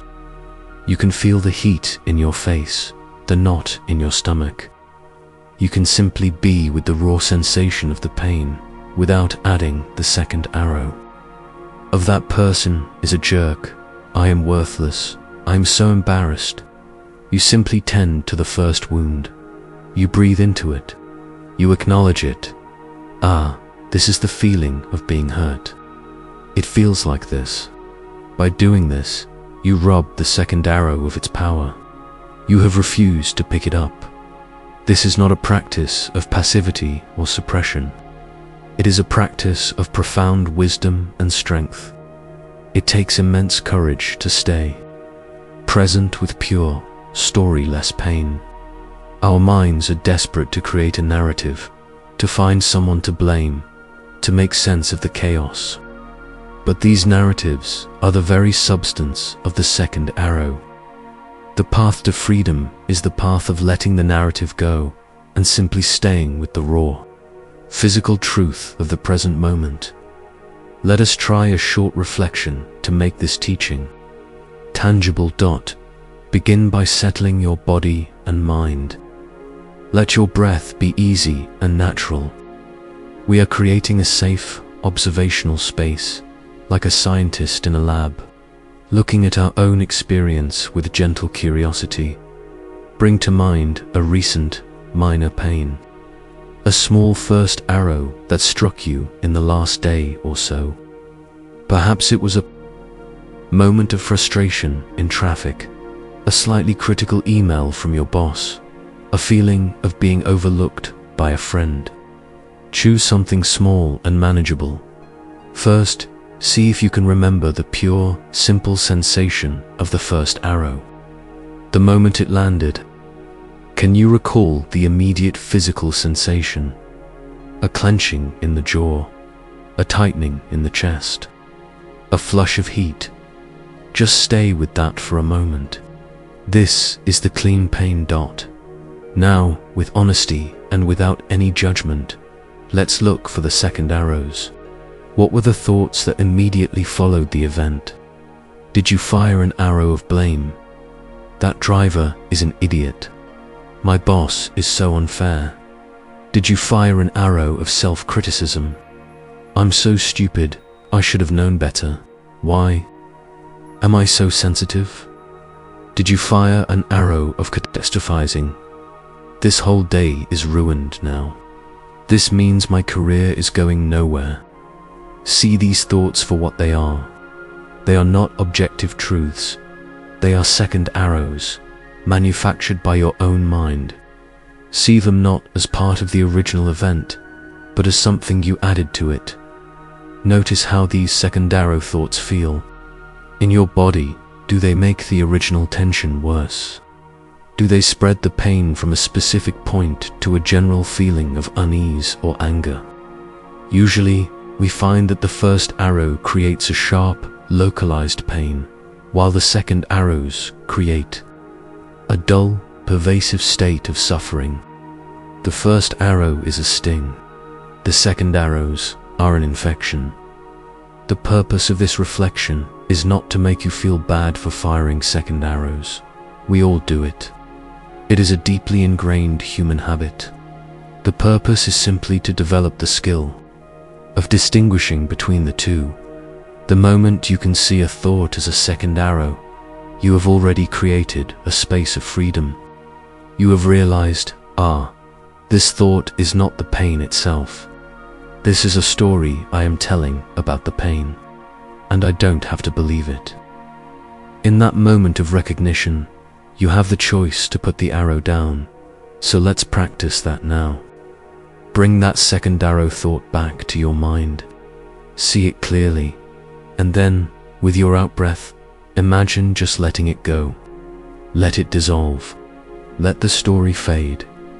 Come back to the raw sensation of the first wound. It might still be there, a faint echo. But now, without the infection of the second arrow, can you just be with it? Can you offer it a breath of kindness, as you would to a small child who has scraped their knee? You are not trying to make the pain go away. You are simply tending to it with care and without drama. You are cleaning the wound. This is the practice. Over and over again. Life will fire its first arrows. Our job is to notice them, feel them, and refuse to reach into our own quiver for more. This is how we stop being the archers of our own suffering. This is how we find peace, not by creating a life without pain, but by learning how to meet our pain with wisdom. We close this essential teaching with a question that can become your guide in moments of difficulty. A question that helps you pause between the sting and the story. Can we simply tend to the first wound without adding another? We have seen the second arrow. We have felt its sharp, self-inflicted sting. The natural, urgent question then arises: how do we get better at this? How do we find the stability to pause when the first arrows of life are flying thick and fast? We do this by learning to find and then to protect a source of light that is already within us. A light that no arrow can pierce and no storm can extinguish. We learn to become the keeper of our own inner lantern. Imagine a coastline on a dark and wild night. A ferocious storm is raging. The wind howls like a hungry wolf, and the rain comes down in cold, horizontal sheets. The sea is a churning chaos of black water and white foam smashing against the jagged rocks. It is a scene of pure, violent power. There is no safety to be found out there. On a narrow, winding path that clings to the cliffside, a lone monk is walking. In his hand, he carries a simple paper lantern. The lantern seems impossibly fragile against the fury of the storm. Its paper sides, oiled to translucence, tremble with every gust of wind. It seems a certainty that it will be ripped to shreds, or that the single flame burning inside will be snuffed out in an instant. But the monk keeps walking. He does not fight the storm. He does not curse the wind or the rain. He doesn't try to hold the lantern rigidly against the gale. That would only cause it to tear. Instead, he moves with the storm. He yields to the gusts, turning his body to shield the lantern. His steps are slow, deliberate, and rooted to the earth.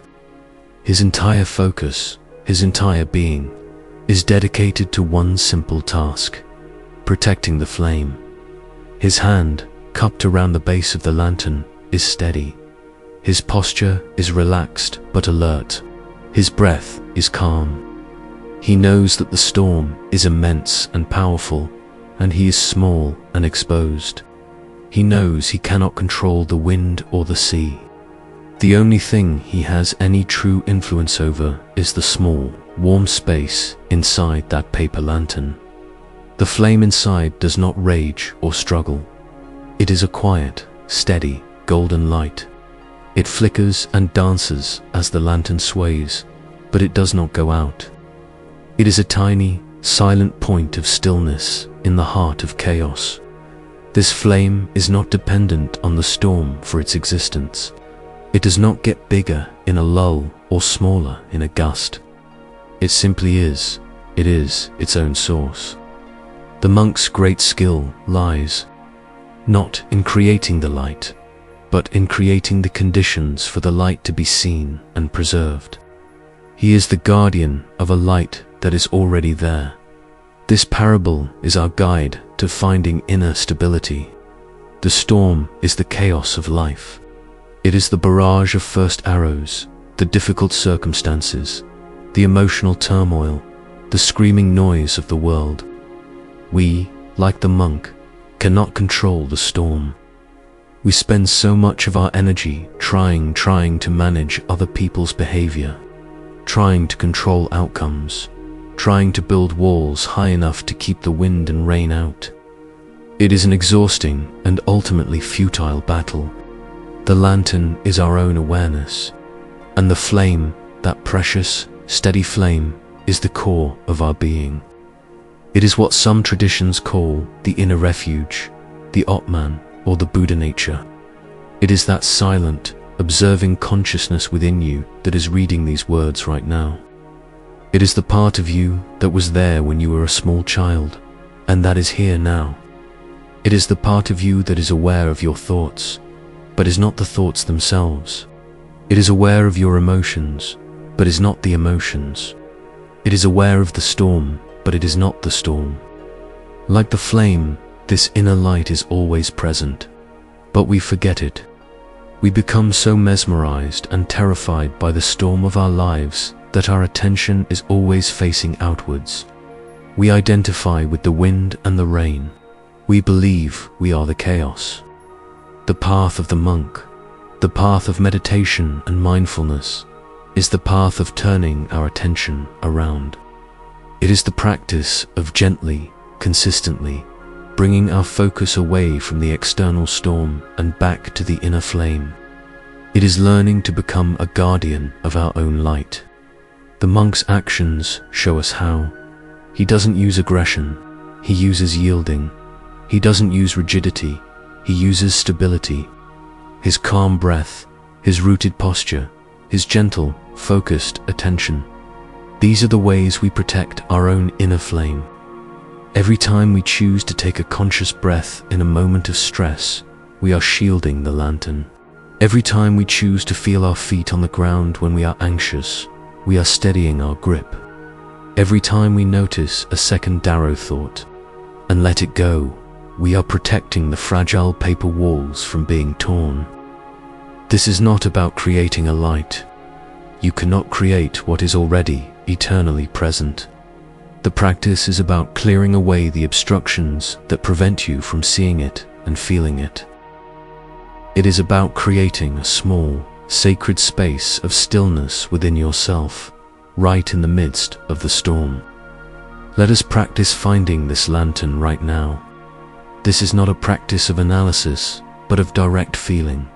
Wherever you are, allow your body to find a posture of gentle dignity, like the monk on the path. It doesn't need to be rigid. It is a posture that is both relaxed and awake. Let your shoulders drop. Feel the points of contact between your body and the surface supporting you. Close your eyes if that feels comfortable, and for a moment, just listen to the storm. The storm of your mind. The swirling thoughts, the gusts of emotion, the distant rumble of worries. Don't try to stop it. Just acknowledge that it is there, like the monk acknowledges the wind and the rain. Now, gently. Bring your attention away from the storm and toward your breath. The breath is the handle of the lantern. Just feel the simple, the physical sensation of the air entering your body and the air leaving your body. Your only task is to follow the breath. When the storm of your thoughts pulls you away, as it will, just notice and gently, kindly, guide your attention back to the breath, back to the handle of the lantern. As you stay with the breath, begin to notice a quality of stillness that is behind the breath. The breath is moving, but the awareness of the breath is still. This stillness is the beginning of the flame. Now, let your attention drift from the breath into the center of your chest, into the area of your heart. You don't need to visualize anything specific. Just rest your awareness in that space. And as you rest it there, see if you can feel for a quality of warmth. It may be very faint at first, like the warmth from a distant candle. Just be open to it. This warmth is the radiance of the flame. It is the feeling tone of your own core awareness. It is a quiet, steady, peaceful warmth. It is not an exciting or dramatic emotion. It is the opposite. It is profound, unshakable, okay-ness. Rest here. In this warmth, in this stillness. This is your inner refuge. This is the flame inside your lantern. Notice that the storm of thoughts may still be raging at the edges of your awareness, but it cannot touch this place. This quiet, warm center is untouchable. It is always here, waiting for you to turn your attention toward it. The more you practice visiting this inner space, the stronger your connection to it becomes. You are not building the lantern. You are simply remembering that you have been carrying it all along. And the more you remember it, the more you can carry it with you out into the storms of your daily life. You can be in a difficult meeting, feeling the wind of conflict, and at the same time, be aware of the steady flame in your own heart. You can be experiencing the pain of a first arrow and still be connected to the part of you that is untouched by it. This is the source of true resilience. It is not about having a storm-proof life. It is about being a flame keeper in the heart of the storm. As we bring this meditation to a close, know that this inner light is your birthright. It is the most fundamental truth of who you are. It is always accessible, always present, always peaceful. Let this final question sink into that warm, quiet place within you, and feel the answer that resonates there. Can you feel that quiet, steady warmth within you, a light that no storm can ever truly extinguish? This unshakable inner light can guide us through the fiercest of storms. It offers us a refuge, a point of stillness in the chaos. But even the most skilled keeper of the flame can find that the storm leaves its mark. We can emerge from a period of difficulty feeling cracked, weary, and broken. A relationship ends, a dream dies, a betrayal occurs, and it can feel as though something essential within us has shattered. Our culture, obsessed with perfection and strength, teaches us to hide these cracks. We cover them up with a brave face. We pretend they aren't there. We feel a deep sense of shame for our own brokenness. But the Zen tradition, in its profound wisdom, offers a radically different path. It suggests that our brokenness is not something to be hidden, but something to be honored. It teaches us that we can mend our hearts not just to be functional again, but to become more beautiful, more resilient, and more precious than we were before. It teaches us the art of kintsugi. Let us go to the workshop of a kintsugi master in old Japan. He is an old man who moves with the same deliberate grace as the tea master, Kato. His workshop is quiet, filled with the scent of lacquer and wood. On his workbench are pieces of shattered pottery, a priceless celadon vase, a humble peasant's rice bowl, a cherished family teacup. To an ordinary eye, this is a table of wreckage, a collection of things that are ruined and worthless. To the kintsugi master, this is a table of possibility. A woman brings him a tea bowl. It is a simple, beautiful piece that has been in her family for generations. Her young child, in a moment of play, knocked it from a table, and it shattered into 5 pieces. The woman is heartbroken. Can it be fixed? She asks, her voice full of sorrow. She means, can you make it look like it was never broken? The master takes the broken pieces with a reverence that surprises the woman. He holds them in his hands as if they are not shards of clay, but fragments of a life. No, he says gently, I cannot make it look as though it was never broken, but I can make it more beautiful than it ever was. The woman leaves the pieces with him, full of doubt but with a flicker of hope. The master's work begins. This is not a quick repair with supadlu. It is a slow, meditative art. He carefully cleans each broken edge. He then painstakingly pieces the bowl back together, using a special lacquer mixed from the sap of a tree.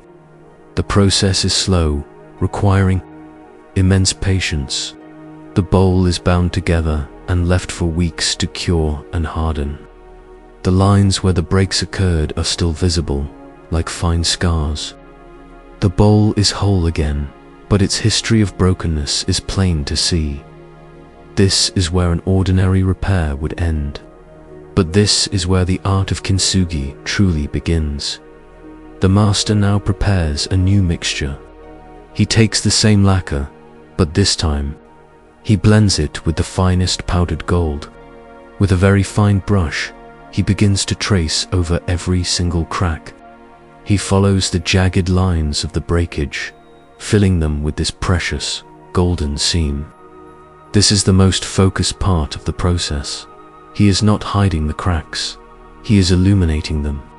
He is making them the most beautiful and arresting feature of the bowl. When he is finished, he lets the golden lacquer cure. The final piece is breathtaking. The simple tea bowl has been transformed.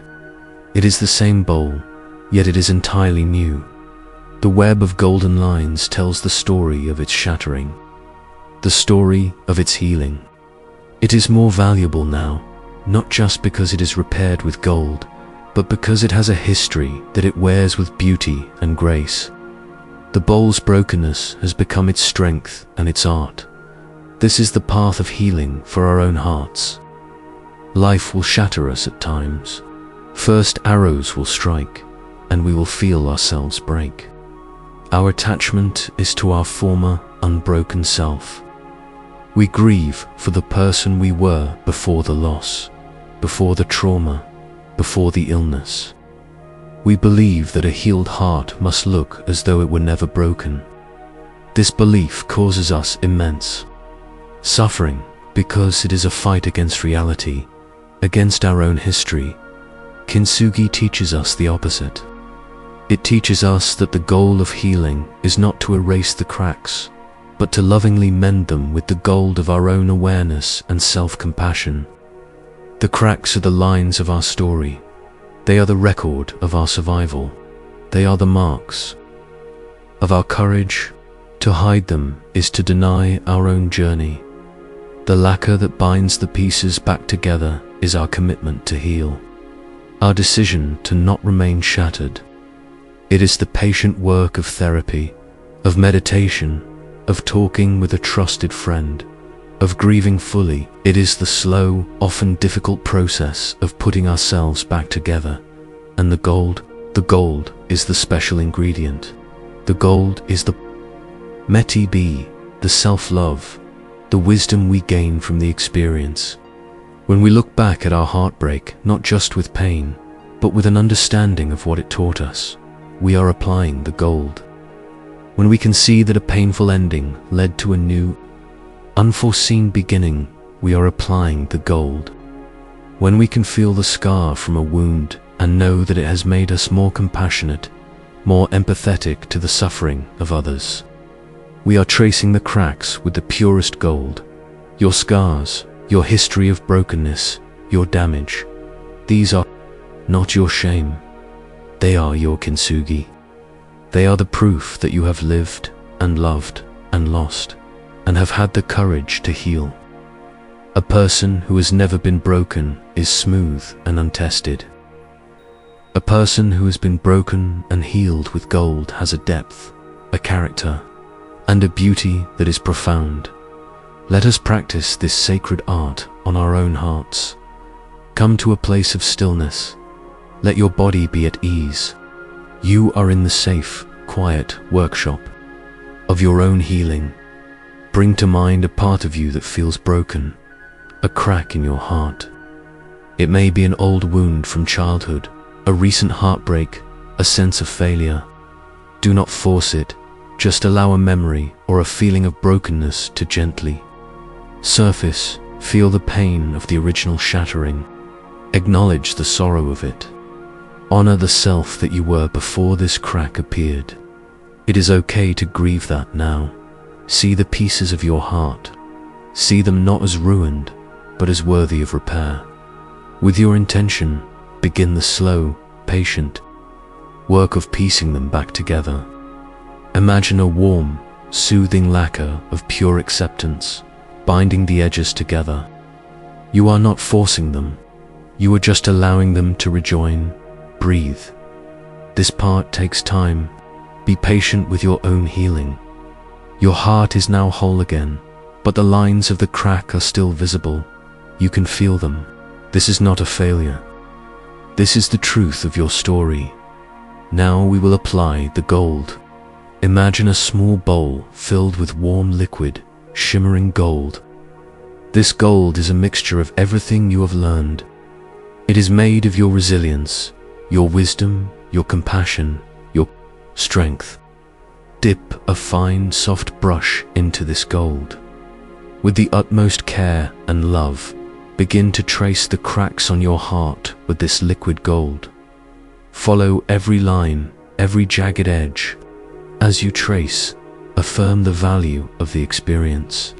You might say silently to yourself, "This wound taught me compassion. This loss taught me what is truly important. This failure taught me how to get back up." Feel the warmth of the gold as it fills the cracks. See how it transforms the scar from something to be hidden into a line of beauty and strength. Watch as your heart, in the theater of your mind, becomes a kintsugi masterpiece. The web of golden lines is your unique signature.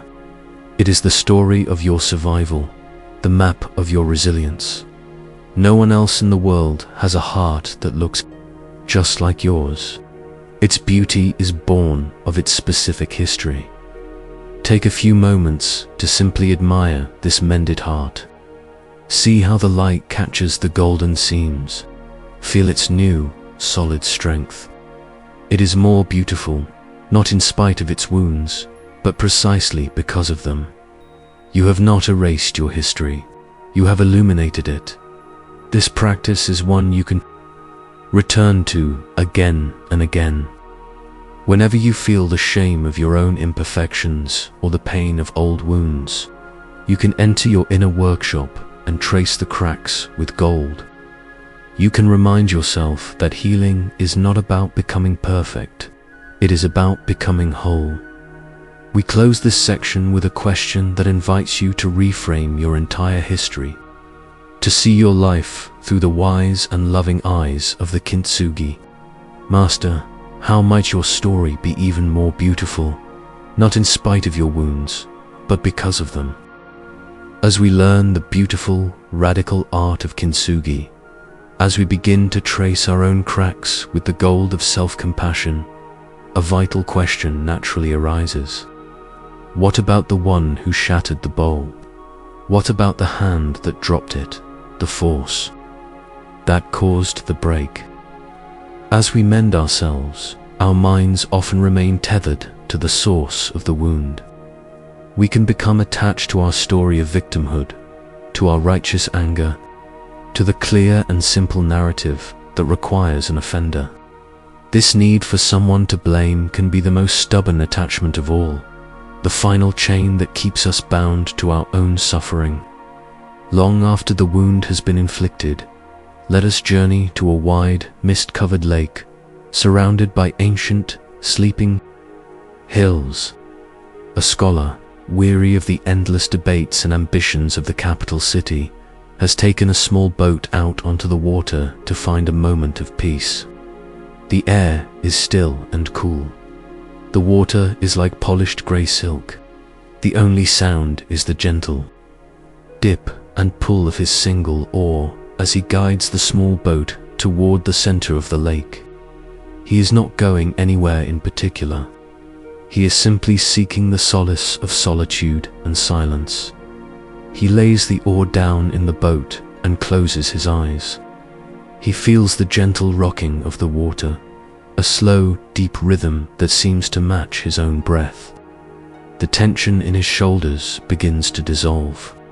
The frantic noise of his thoughts begins to quieten. For the first time in months, he feels a sense of profound stillness. He is completely present, a single, quiet point of awareness in a vast, quiet world. Suddenly, a violent jolt throws him forward. A loud, scraping crack echoes across the water.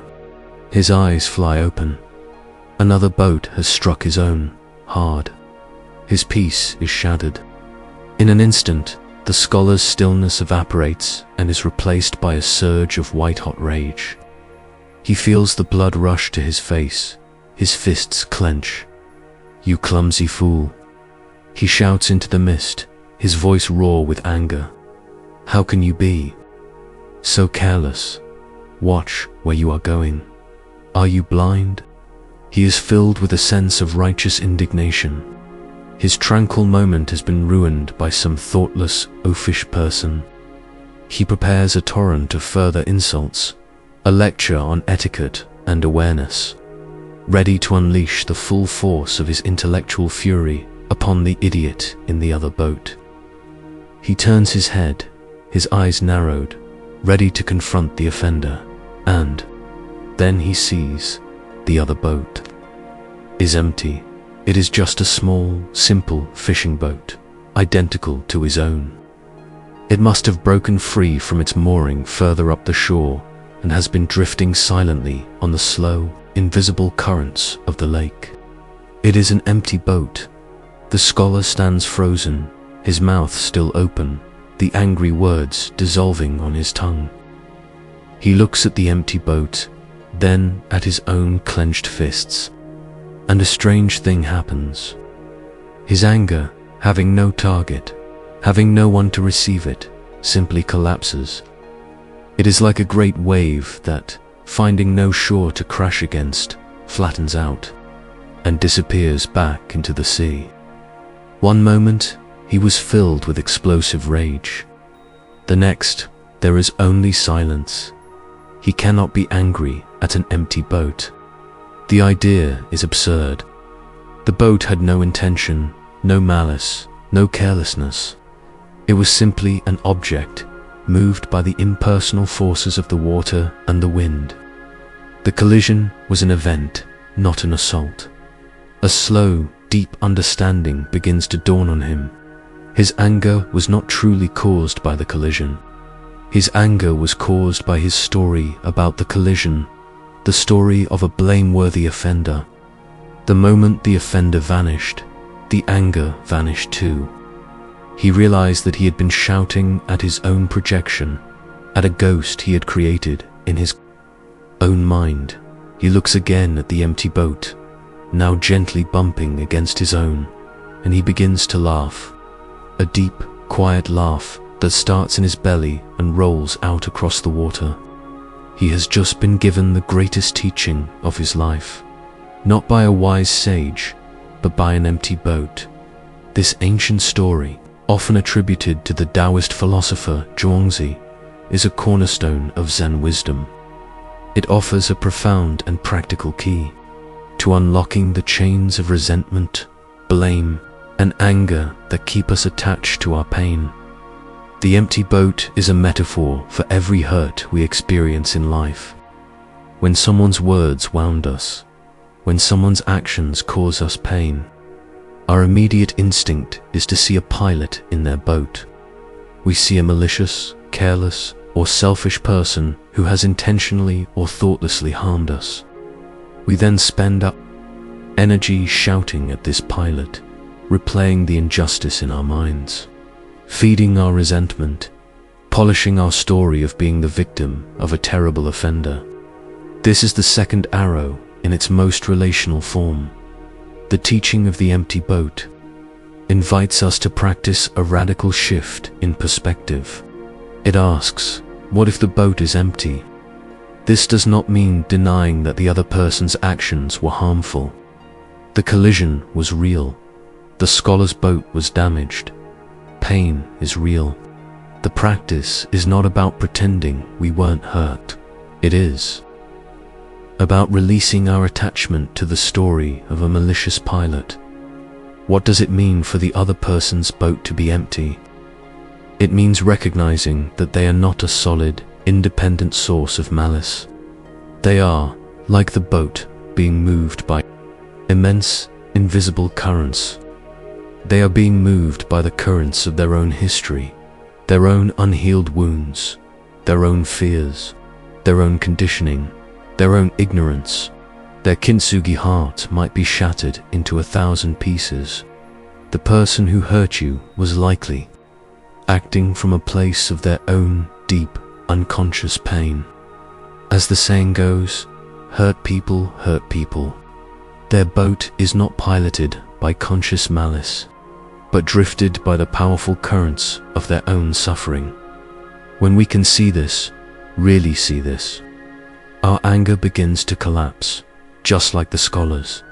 How can you stay furious at a person who is simply caught in the powerful stream of their own karma? How can you hold on to burning resentment for someone whose own boat is adrift in a fog of confusion? This shift is not for them, it is for you. Holding on to anger and resentment is like drinking poison and expecting the other person to die. It binds us, not them. Releasing the need for an offender is the act of unchaining ourselves from the past. It is the ultimate kintsugi for the relational cracks in our heart, filling them with the gold of profound understanding. Let's bring this practice into our own lives with a quiet reflection. Come to a place of inner stillness, anchored by your breath. Allow yourself to feel safe and supported. Now, I invite you to bring to mind a person toward whom you feel resentment or anger, someone whose boat has crashed into yours. Choose someone where the emotional charge is still present, but perhaps not the most overwhelming case in your life. For a moment, allow yourself to connect with the story you hold about this person. Feel the familiar sting of the injustice, the heat of the anger. Acknowledge the pilot you see in their boat, the careless one, the selfish one, the cruel one. Just see the story as it is.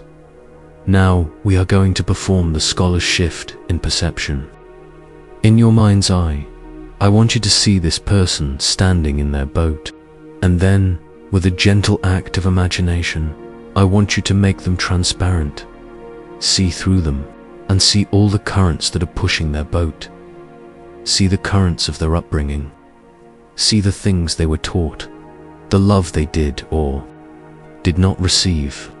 You don't know the details, but you know those currents are there. See the currents of their own past hurts. See the empty boats that have crashed into them throughout their life, the wounds they carry, the fears that drive them. See the currents of their ignorance, their confusion, their own inner storms.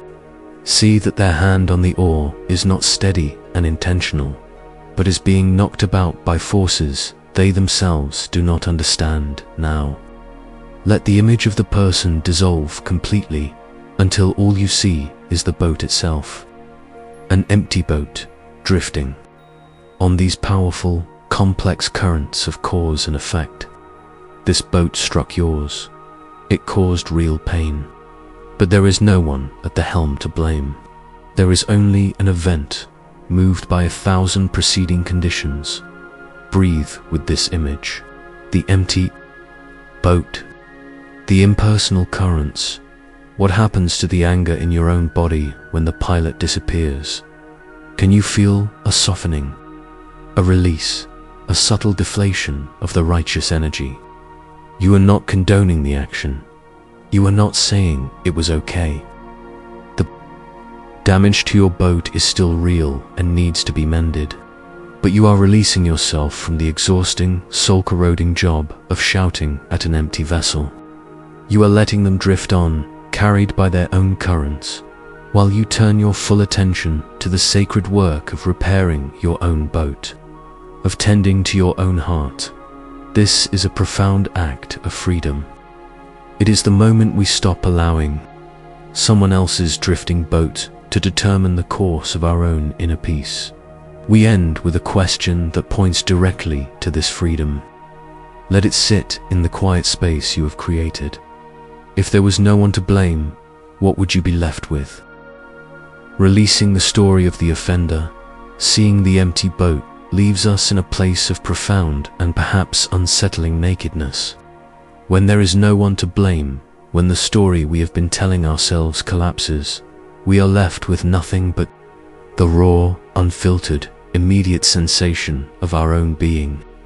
We are left with the simple reality of this moment. But how do we learn to live here? How do we come home from the stormy seas of our past and our future and learn to inhabit the stillness of now? The Zen masters answer this question not with a complex theory, but with startling, everyday simplicity. They answer by pointing us back to the most mundane aspects of our lives. They invite us to simply taste the tea. Let us visit a bustling monastery, famous for the depth of its teachings. A young student has traveled for months to be there. He is brilliant, earnest, and consumed by a burning desire for enlightenment. His mind is a whirlwind of philosophical questions. What is the nature of reality? How does one cut through the illusion of the self? What is the secret to permanent liberation? He reads all the scriptures. He listens intently to all the lectures, and he debates points of doctrine with his fellow monks, but he feels no closer to the peace he so desperately seeks. He decides he must go directly to the old Zen master, the abbot of the monastery, a man renowned for his profound and enigmatic wisdom. The student prepares his most intelligent questions. He rehearses them in his mind. He feels that if he can just ask them in the right way, the master will surely give him the key, the secret teaching that will unlock everything. He finds the old master sweeping leaves in the monastery courtyard. The master's movements are unhurried, graceful, and completely absorbed. He seems to be in no way different from the most junior novice. The student waits respectfully until the master has finished. He bows low. "Master," the student begins, his voice trembling slightly, with a mixture of reverence and anxiety. "I am tormented by questions of life and death. I have studied the sutras. I have meditated for countless hours, but I am no closer to peace. Please, show me the gateway to the Tao. What is the ultimate secret of Zen?" The old master looks at the young man. His eyes are clear and kind, but they hold no trace of philosophical seriousness. He leans on his broom and simply asks, "Have you had your morning tea?" The student is taken aback. The question is so ordinary. He was prepared for a riddle, a paradox, a profound utterance.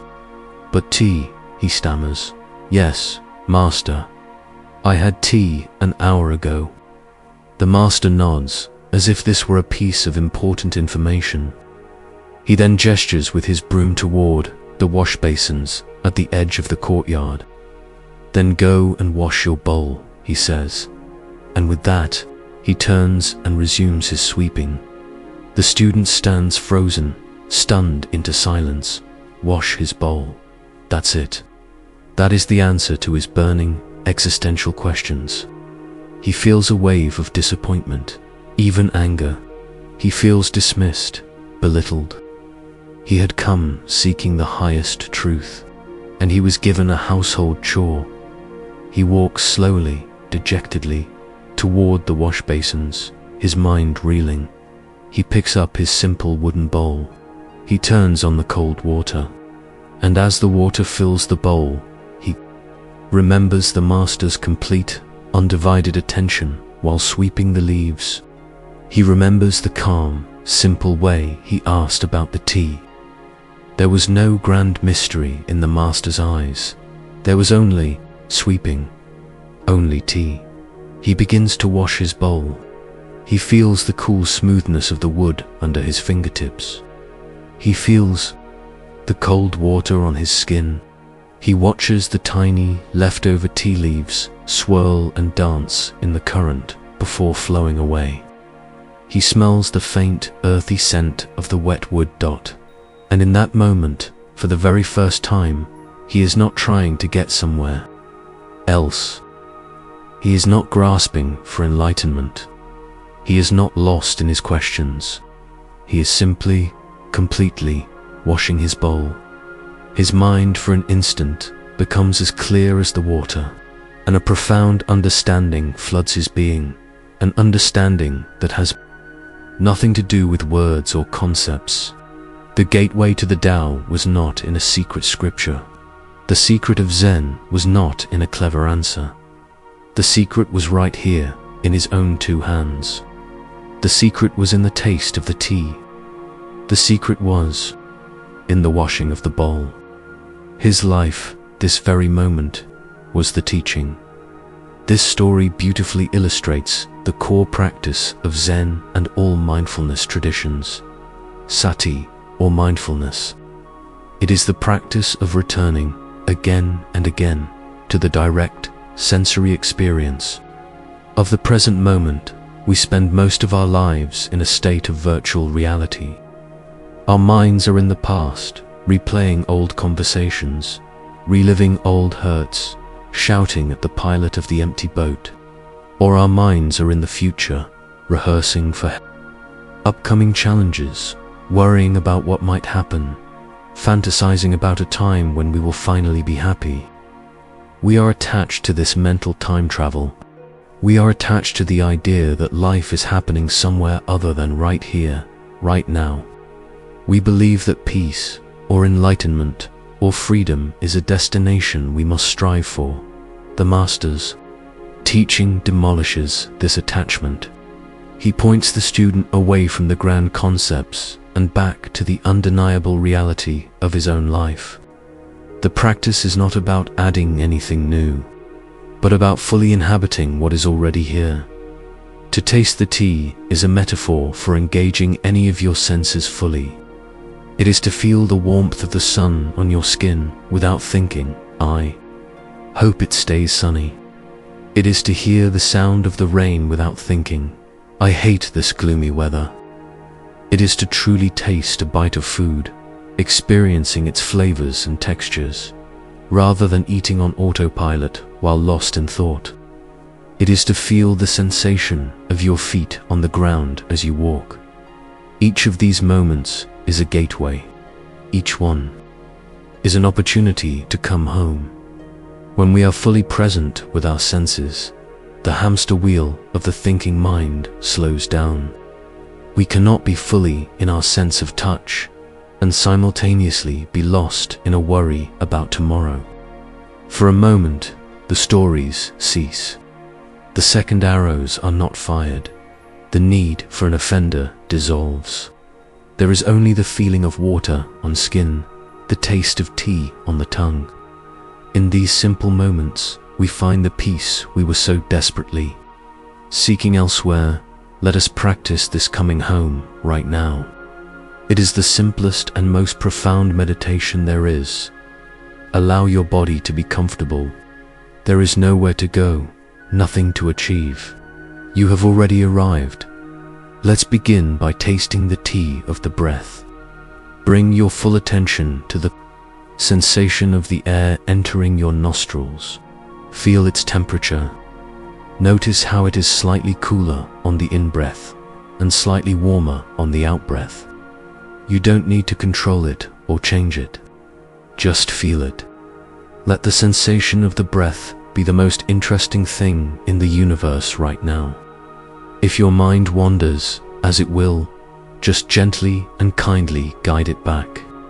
You are simply washing your bowl down now. Let your awareness expand to the sense of touch. Feel the points of contact where your body is resting. Feel the weight of your body being supported by the chair, the bed, the floor. Feel the texture of the clothes against your skin. Feel the temperature of the air on your hands and face. Inhabit your skin. Be fully here in your body. There are no problems to be solved here. There is only sensation. Next, open your awareness to the sense of hearing. Listen to the soundscape of your room. Don't label the sounds as good or bad. Don't search for sounds. Just let them come to you. The distant hum of traffic, the ticking of a clock, the creak of the house, the sound of your own breathing. Hear them as pure vibration, as the music of the present moment. Let your ears simply be open receivers by gently moving our attention. Through the senses, we are doing exactly what the young monk did. We are stepping out of the noisy world of our concepts and into the quiet, vibrant reality of the now. This is the practice. This is the entire path. It is this simple, and it is this profound. Every moment is an invitation to taste your tea. To wash your bowl, the peace you seek is not hidden in a faraway land or at the end of a long, arduous journey. It is here, in the feeling of this breath, in the sound of this moment. You are already home. You just need to notice. We close this section with a question that gently sweeps away the clutter of the mind and points to the heart of what is real, what is truly here. In this moment, when all stories are set aside, coming home to the present moment is the essential first step. But when we arrive here, when we commit to tasting our tea and washing our bowl, we often find that the weather in this present moment is turbulent. The sky of our mind is not always clear and blue. More often than not, it is filled with clouds, clouds of anxious thoughts, stormy gusts of anger, heavy fog of sadness, or fleeting, wispy clouds of pleasure.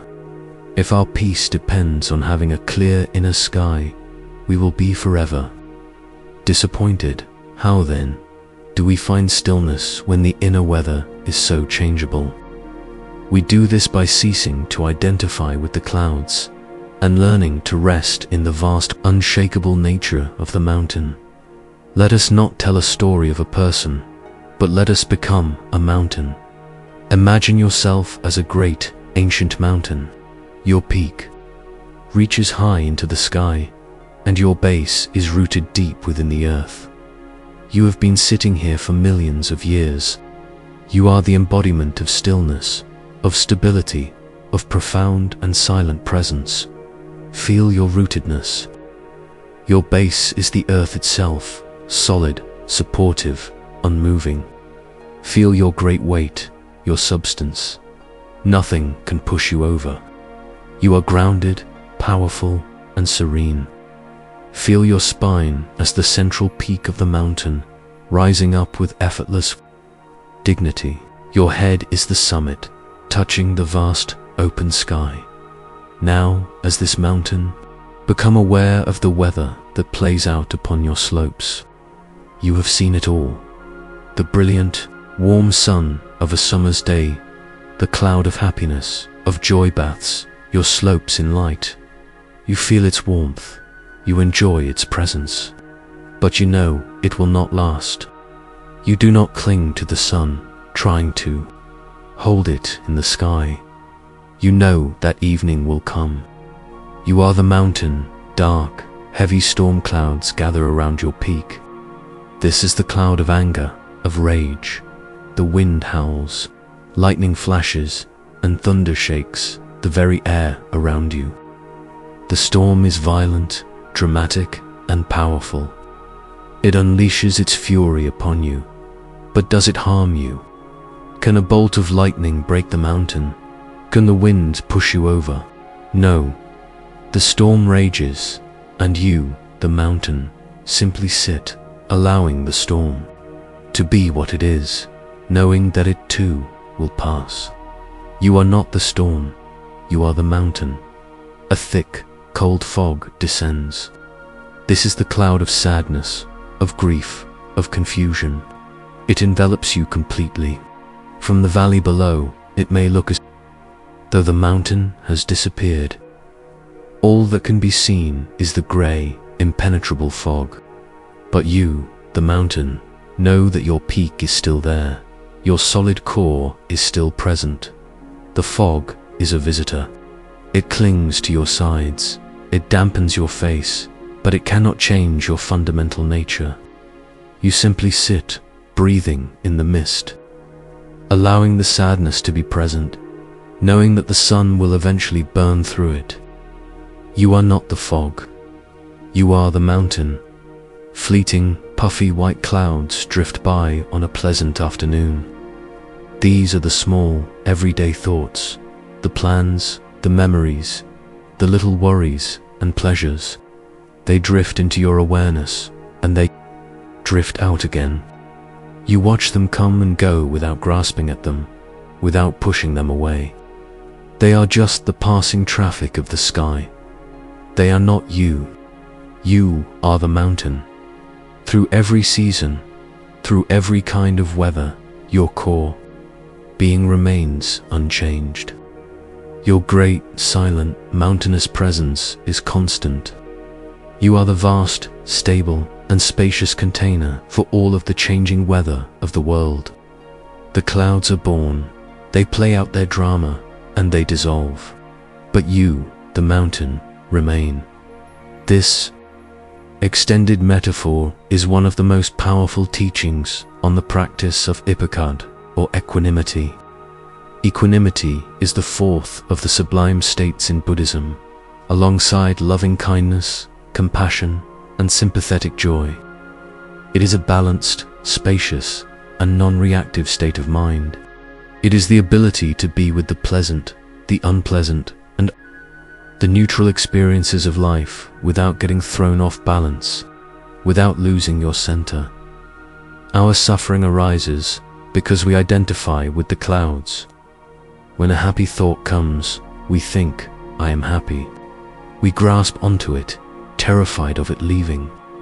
When a sad thought comes, we think, I am sad.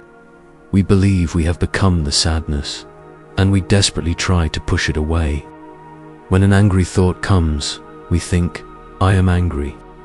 We become the storm, and we unleash its destructive power, often with second arrows of guilt and shame afterward. The practice of becoming the mountain is the practice of disidentification. It is the deep, experiential realization that you are not your thoughts, and you are not your emotions. You are the awareness in which thoughts and emotions arise. You are the sky, not the clouds. You are the mountain, not the weather.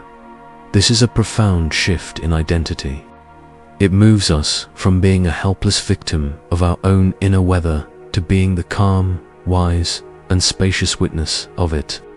From this mountain-like perspective, we can have compassion for the storms. We can allow the fog of sadness its place.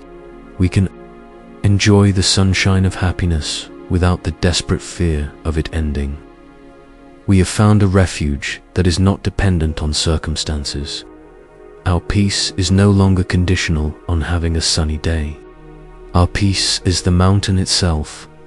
Let us embody this mountain nature in a guided reflection. Find your posture of stability and dignity. Close your eyes and begin to feel into the image of the mountain. Feel your body as the mountain. Let your feet and legs be the deep roots, connecting you to the unwavering support of the earth. Feel the solidity, the weight, the stillness. Let your torso and spine be the great body of the mountain, rising up, strong and stable. Let your arms resting on your lap be the gentle slopes. Let your head be the summit, touching the infinite. Open sky of consciousness itself. Take a few moments to really marinate in this feeling of being a mountain. Stable, rooted, silent, ancient, unshakable. Now, as this mountain, turn your attention to the sky of your mind and just watch the weather. You don't have to create anything. Just notice what clouds are present right now. Perhaps there are clouds of thought about what you need to do later. See them, label them gently, planning, and watch them drift. You are the mountain. Perhaps a cloud of physical sensation appears an itch, an ache. Acknowledge it, let it be there. It is just a small cloud passing over your vast surface. You are the mountain. Perhaps a cloud of emotion drifts, in a flicker of anxiety, a wave of boredom, a feeling of peace. Name it softly in your mind: anxiety, boredom, peace. And just allow it to be there, without judgment, without needing it to stay or go. It is just weather. It is not you. You are the vast, still mountain that is aware of the weather. You may notice a strong storm cloud, a persistent worry, or a deep sadness. Don't fight it. Don't try to make it go away. As the mountain, you have the capacity to hold even the biggest storm. Simply allow it to rage, to be what it is, while you rest in your deep, unshakable mountain nature. Feel your own immense strength and stillness, which is so much bigger than any single storm. The storm is happening to you, the mountain, but it is not of you. Continue this for a few more quiet moments, resting as the mountain, watching the clouds of thought, feeling, and sensation drift by in the vast sky of your mind. This is the practice of equanimity. It is a skill you can cultivate, not just in meditation, but in your daily life. When you are in a difficult conversation, you can remember that you are the mountain, and the other person's words are just clouds. When you feel a wave of fear, you can feel your feet on the ground and remember your own mountain-like stability. This is the source of true inner freedom. It is the discovery of a peace that cannot be disturbed by the ever-changing weather of your life. As we bring this reflection to a close, remain for a moment longer in your mountain body. Feel its immense peace, its ancient wisdom, its quiet strength. This is your true nature. We end with a question that points to this deep, abiding core of your being. Can you feel the deep, quiet stillness of your own mountain nature, even as the weather of your mind changes? Resting as the mountain, we discover a deep and abiding sense of sufficiency. We realize that we are already whole, already complete, already possessed of a peace that is not dependent on the weather. From this place of inner fullness, a new and joyful possibility emerges. We can finally stop the exhausting, lifelong project of trying to get something more love, more validation, more security. And we can begin to discover the profound freedom that comes from giving. The ultimate antidote to the poison of attachment and clinging is the sweet, liberating medicine of generosity. Let us visit the grand home of a wealthy merchant named Kenji. His house is filled with priceless treasures, rare silks, intricate carvings, and polished lacquerware that shines in the dim light. But house is also a fortress. It has heavy doors with iron bolts and windows with thick wooden shutters. Kenji himself is a man consumed by anxiety. He is constantly checking his inventory, worrying about thieves, and fretting over market fluctuations. His face is a mask of tension. His attachment to his possessions has become a cage far more confining than any golden one, for it is a cage of his own constant fear of loss. He is not the owner of his wealth. He is its prisoner. One scorching afternoon, a wandering monk appears. At his gate, the monk is old, his robes are patched and faded, and he carries nothing but a wooden staff and an empty bowl. Yet his face is serene, his eyes are bright with a joyful light, and he walks with a lightness that Kenji has never felt in his own body. Kenji, moved by a strange impulse, invites the monk in for a drink of water and a place to rest in the shade of his courtyard. The monk accepts with a gracious bow. As he sips the cool water, he looks around at the opulent but lifeless courtyard. "You have a beautiful home, sir," the monk says, his voice clear and resonant, but it feels very heavy. Kenji is taken aback. Heavy, it is filled with the finest things in the land. Indeed, The monk replies, "And how tightly must you hold on to them? Your heart must be like a clenched fist." Kenji feels a flash of anger, but the monk's gaze is so devoid of judgment that the anger subsides, replaced by a weary curiosity. "What would you know of it?" Kenji says, his voice thick with the bitterness of his own anxiety. "You have nothing. It is easy to be light when you are empty." The monk smiles, a truly radiant smile. "Ah," he says, "but that is where you misunderstand.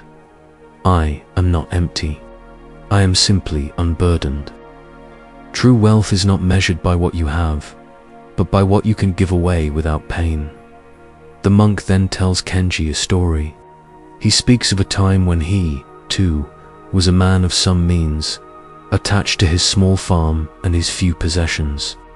A great famine swept the land, and one day a starving family appeared at his door. He had little enough for himself, and his first instinct was to turn them away. His fist was clenched around his small bag of rice, but looking into their desperate eyes, he felt a cracking in his own heart. In a single moment, he made a choice. He opened his fist. He gave them all the rice he had. In that moment, the monk says to Kenji, his eyes distant with the memory, "I discovered a secret. As I watched them walk away with the rice, I expected to feel fear and lack. Instead, I felt a joy so profound, so expansive, it was unlike anything I had ever known. In emptying my hands of what I thought I needed to survive, I had filled my heart with a richness that could never be stolen. I learned that the grasping hand can only hold a little, but the open hand can receive the entire universe." Kenji sits in stunned silence. He looks at his own hands, which are indeed clenched into tight fists at his sides. He thinks of his life, a constant effort of accumulation and protection.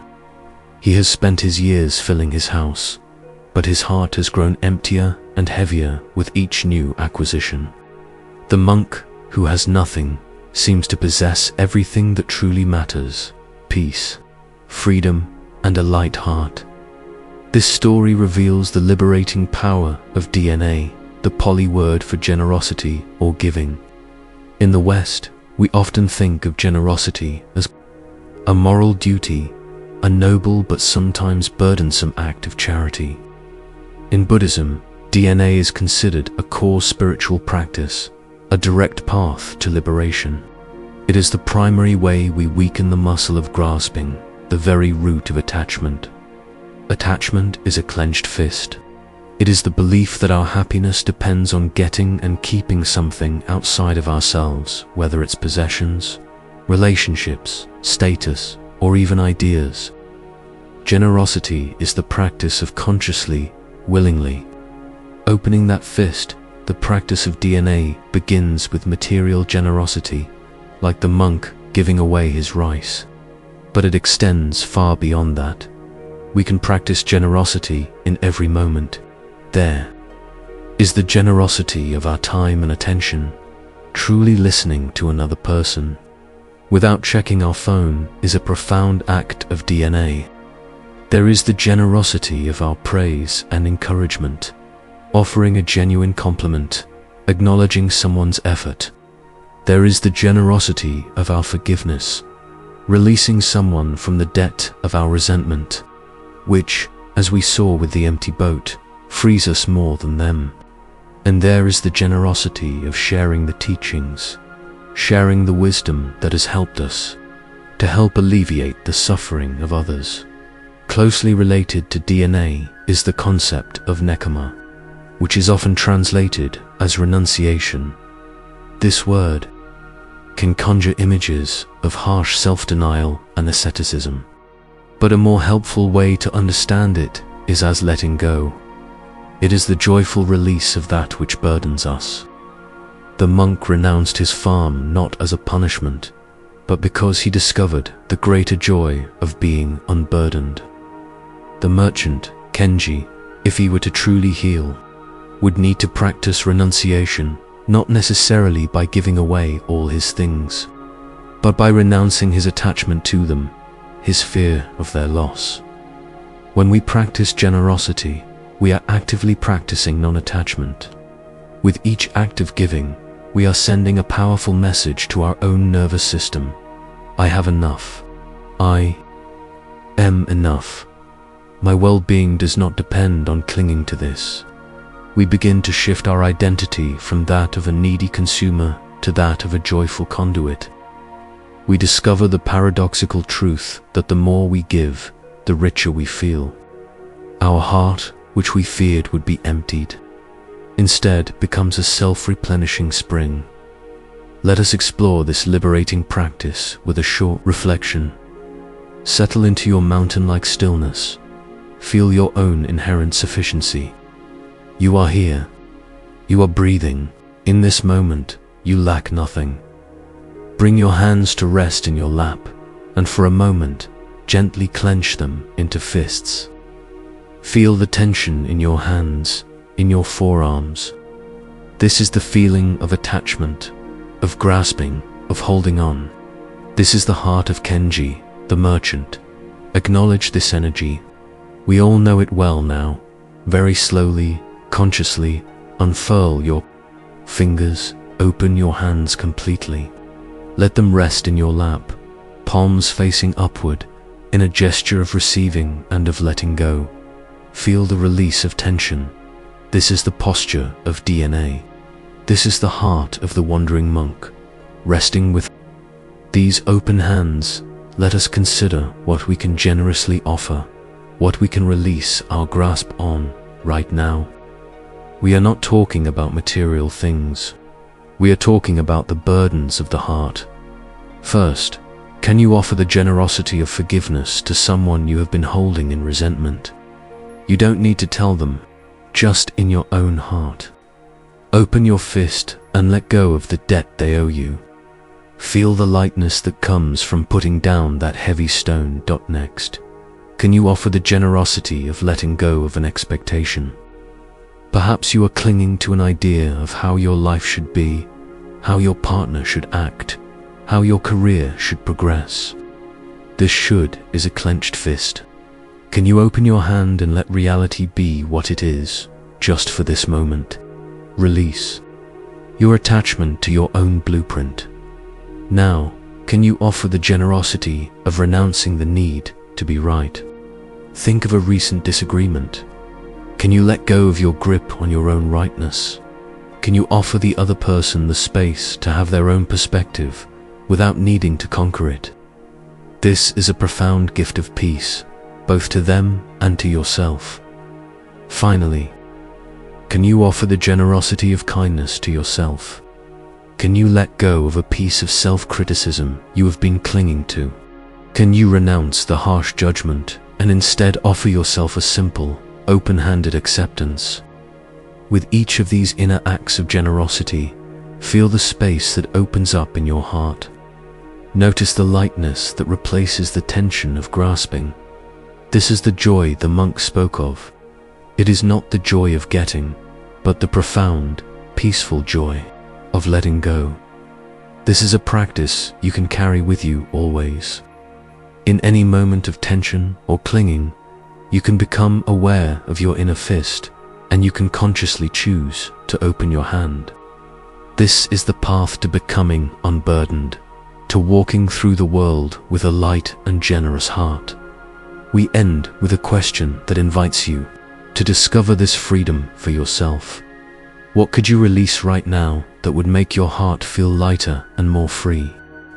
As we learn to open our hands through generosity, as we release our grasp on things, on people, on outcomes, we may find one last, subtle, and powerful thing that our mind desperately clings to: the need to know, the need for answers, the attachment to intellectual certainty.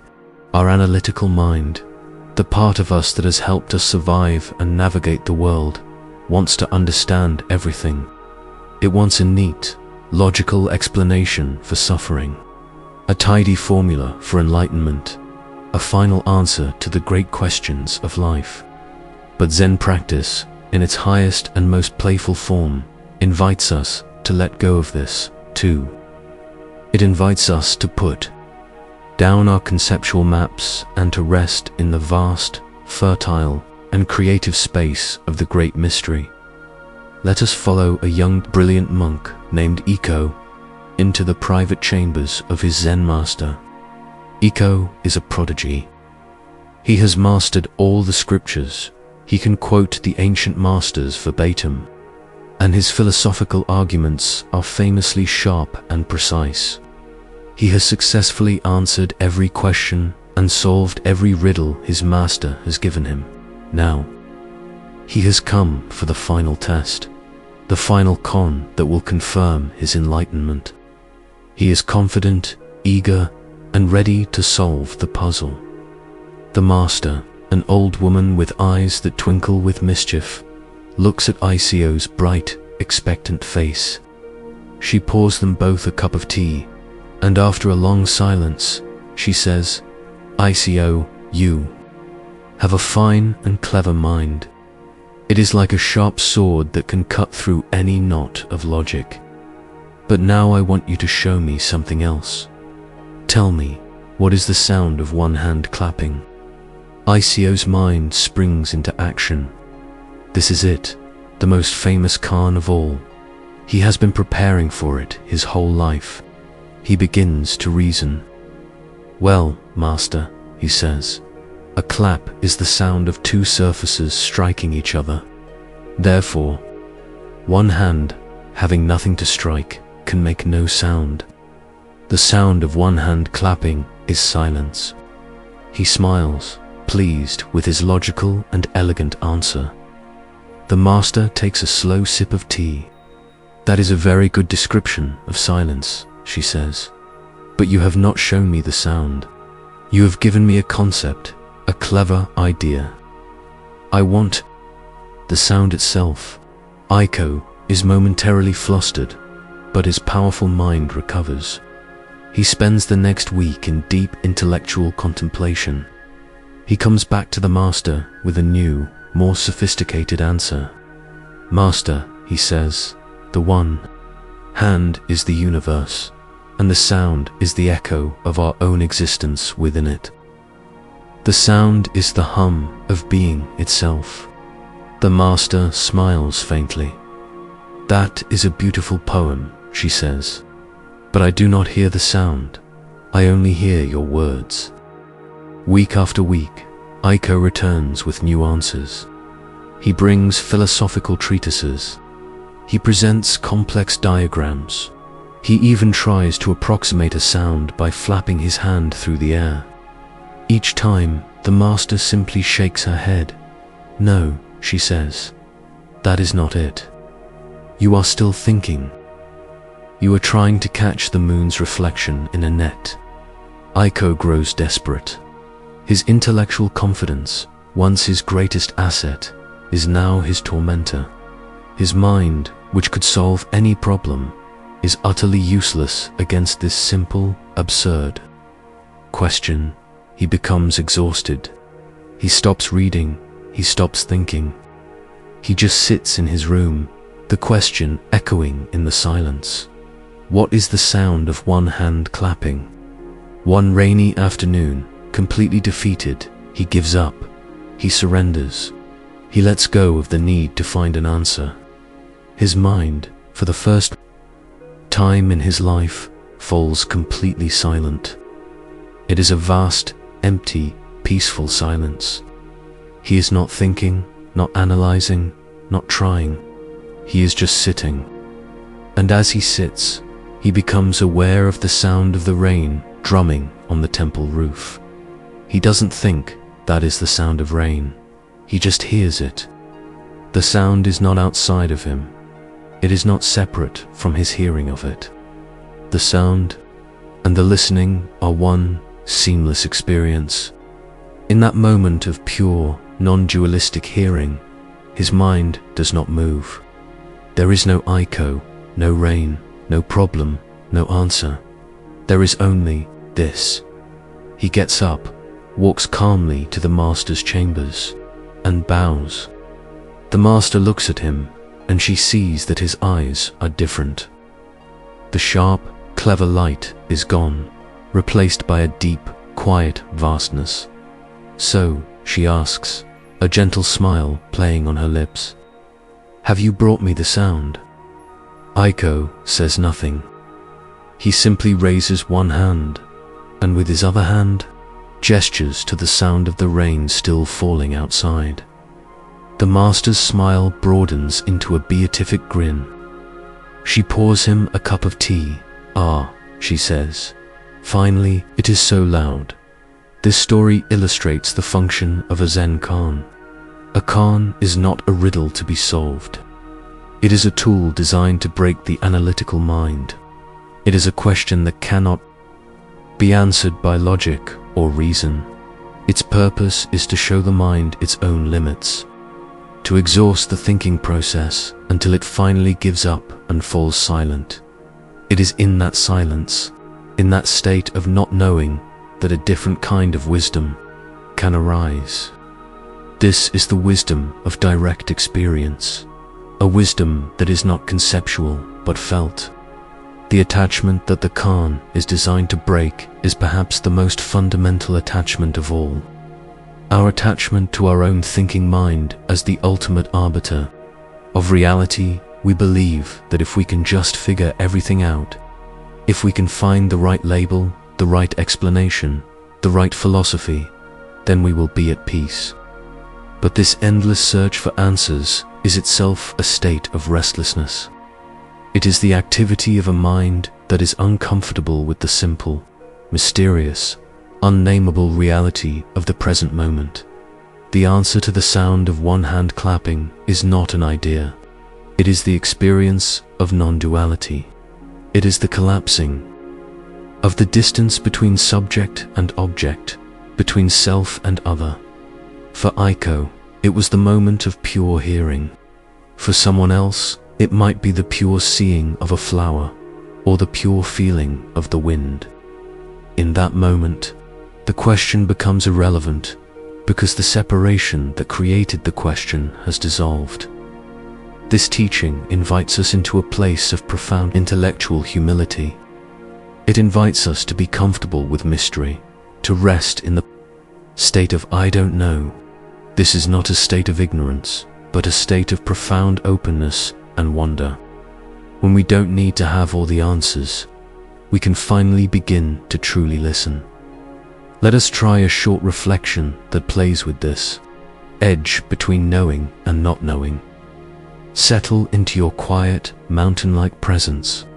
Let your mind be as vast and open as the sky. I invite you to bring a deep life question into this space. Not a simple, practical question like "What should I have for dinner?" but one of the great questions of your heart. It might be, "What is my true purpose?" Or "How can I love more fully?" Or "What is the meaning of my suffering?" Choose one question and let it rest in the center of your awareness. See it or feel it as if it were a smooth, heavy stone in your hand now. Here is the entire practice. Do not try to answer it. Resist the mind's immediate impulse to start generating ideas, stories, and solutions.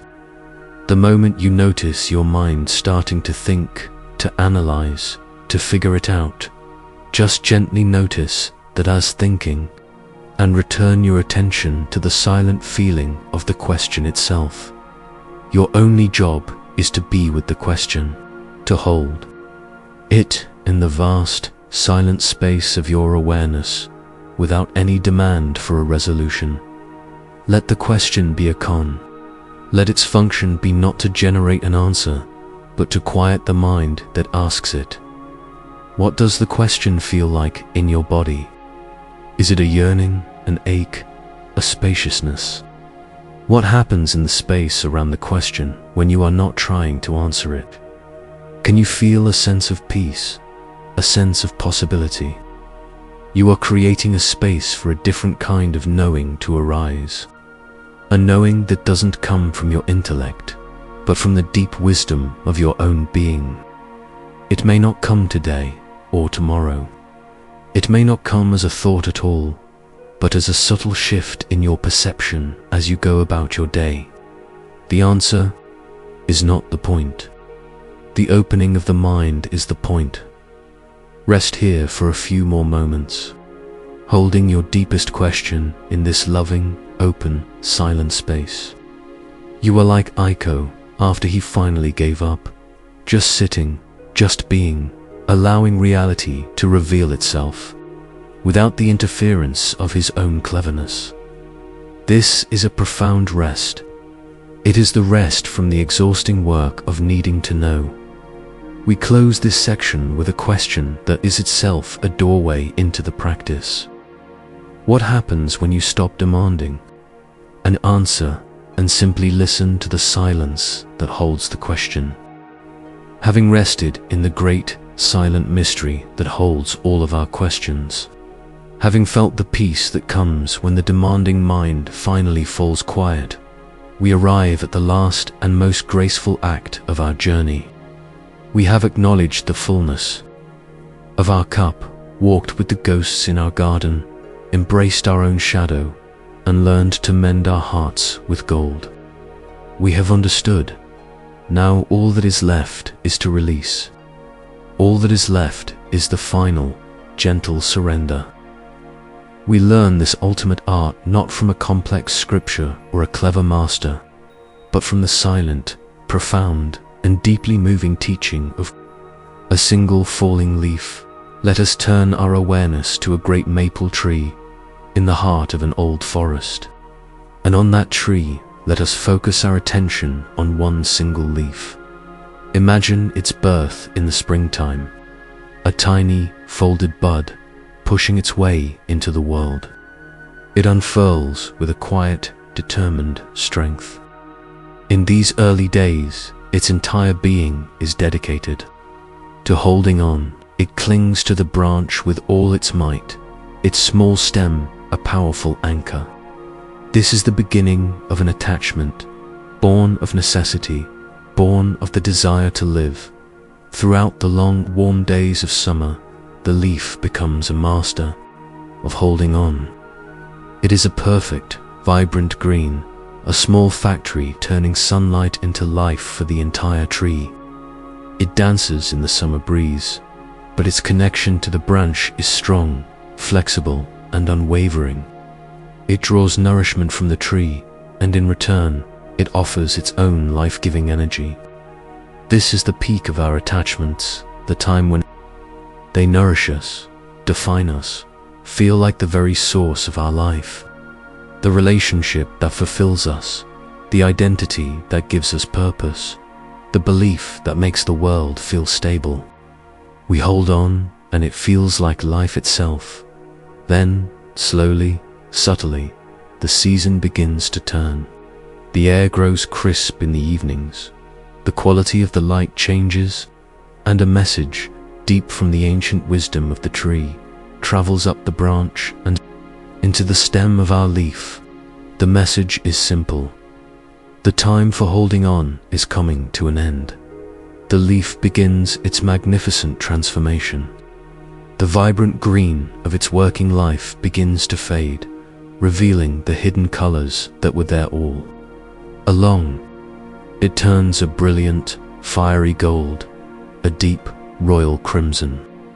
This is not a death, but a revelation of its truest, most essential beauty. This is the stage in our own attachments when we begin to see that their time is passing. The relationship no longer nourishes in the same way. The job no longer feels like our true calling. The identity begins to feel like a costume. A deep inner wisdom tells us that a change is coming. Like the leaf, our first instinct might be to fear this change, to see this fading of the familiar green as a kind of failure. But the leaf does not struggle. It does not fight to stay green. It surrenders to the process. It allows its hidden beauty to blaze forth. Its final days are its most glorious. It becomes a beacon of color, a small burning fire of impermanence. And then comes the moment. There is no great, dramatic decision. There is no struggle, no violent tearing. At the point where the stem meets the branch, a special layer of cells has been quietly, patiently forming, a layer of release. One day, a gentle breeze comes through the forest. It is not a gale, not a storm, just a simple puff of air. And the leaf, its work done, its beauty revealed, simply lets go. It releases its long-held grip and begins to spiral, to dance, to float on the air. Its descent is not a crash, but a final, graceful ballet. It is utterly surrendered to the currents of the wind, yet it retains its own perfect form. It lands softly on the forest floor, joining a carpet of its brothers and sisters. And even there, its work is not done. It will slowly dissolve, returning its essence to the earth, becoming the nourishment for the very tree from which it grew, feeding the roots for the spring to come. This is the art of letting go. The leaf teaches us one of the most crucial distinctions on the spiritual path, the difference between giving up and letting go. Giving up is an act of despair. It is born from a sense of failure, of weakness. It is the feeling of being defeated by the storm. It is a breaking, a tearing, a bitter surrender. Letting go, as the leaf demonstrates, is an act of profound wisdom and trust. It is not passive. It is an active and graceful alignment with the truth of impermanence. The leaf does not let go because it is weak. It lets go because it is its time to let go. It is following a deeper wisdom, a wisdom that knows that to cling past its season is to invite decay, to resist the flow of life itself. Holding on past its time would be the true failure. We suffer so deeply because we try to be summer leaves. In the middle of autumn, we cling to the green when our soul is calling for the gold and crimson. We feel the message of release from the tree of life, but we resist it. We believe our grip is the only thing keeping us safe, when in fact, it is the source of our deepest strain. Letting go is the final act of love for an attachment whose season has passed. It is honoring the beauty of what was the green, vibrant summer, while also honoring the truth that all seasons must change. It is the trust that, like the leaf, our release is not an end, but a transformation. It is the trust that in letting go, we are returning our energy to the earth of our own being, creating fertile ground for a new spring we cannot yet imagine. Let us now practice this graceful art with a guided reflection. Find your way to a place of inner quiet and stability. Let your body be still, your breath soft and easy. I invite you to bring to mind an attachment in your life that you sense is in its autumn season. It might be a relationship, a job, a home, an old identity, a long-held grudge, or a persistent regret. Choose something that you feel a deep, intuitive readiness to release, even if there is also fear. Now, in the quiet theater of your mind, visualize this attachment as a single, beautiful leaf on a great tree, the tree of your life. See this leaf in its summer glory, strong, green, and vibrant. Acknowledge and honor the nourishment and purpose it once gave you. Thank it for its season of holding on. Now, watch as the light begins to change around it. Feel the crispness of autumn in the air. Watch as your leaf begins its transformation. See the green fade, and watch as the hidden golds, reds, and oranges blaze forth. See the beauty in this change. This is not a sign of death, but a revelation of a deeper truth. Allow yourself to feel the rightness of this season's turning. Feel the quiet, patient formation of the layer of release, right where the stem meets the branch. There is no rush. This is a natural, organic process. Your only job is to allow it to happen now. Feel the gentle breeze, the soft breath of the universe moving through the branches of your tree, and feel the moment of readiness in your leaf. The moment when holding on requires more effort than letting go, and without any force, without any pulling or tearing, just let it happen. Watch as the leaf releases its grip. Let it go.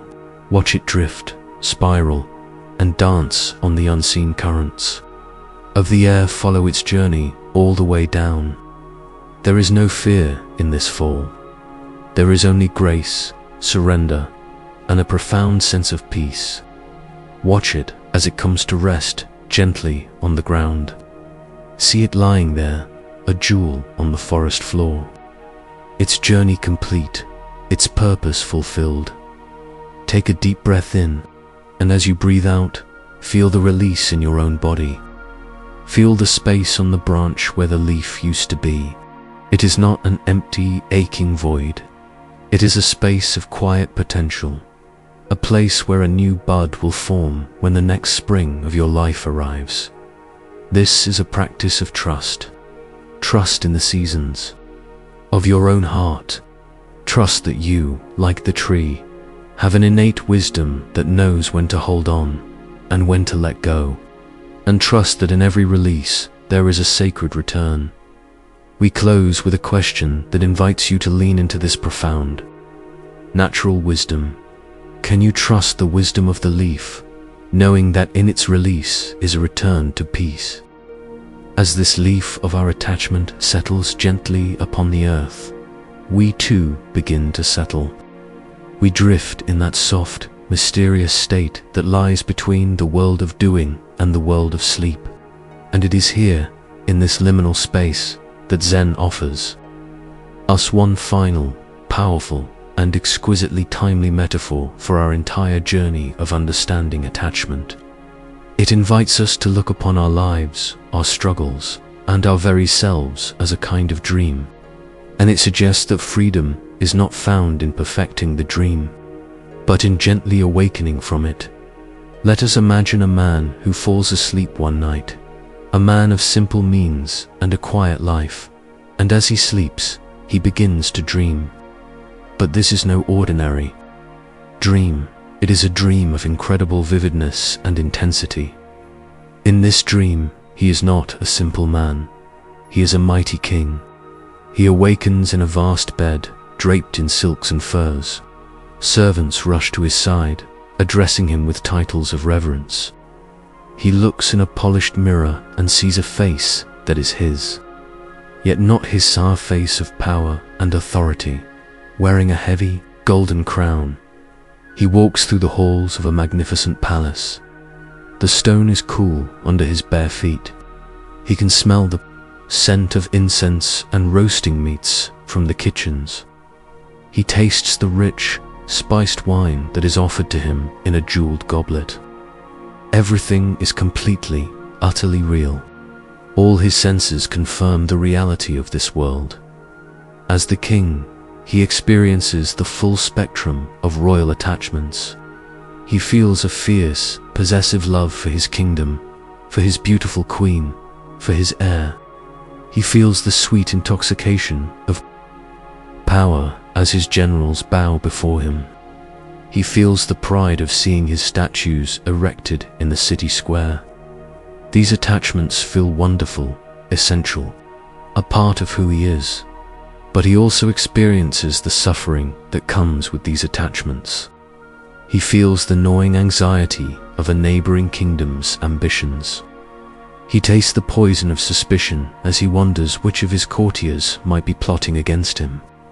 He lies awake at night in his silken bed, terrified of assassins, terrified of losing his power, terrified of his queen's affections wandering, terrified of his son growing sick. The fear is as real as the wine. The anxiety is as palpable as the weight of the crown. His entire life in the dream is a roller coaster of desperate clinging and terrified aversion. He is trapped, not by palace walls, but by his own royal attachments. He lives a full life in this dream. He ages, he sees triumphs and tragedies.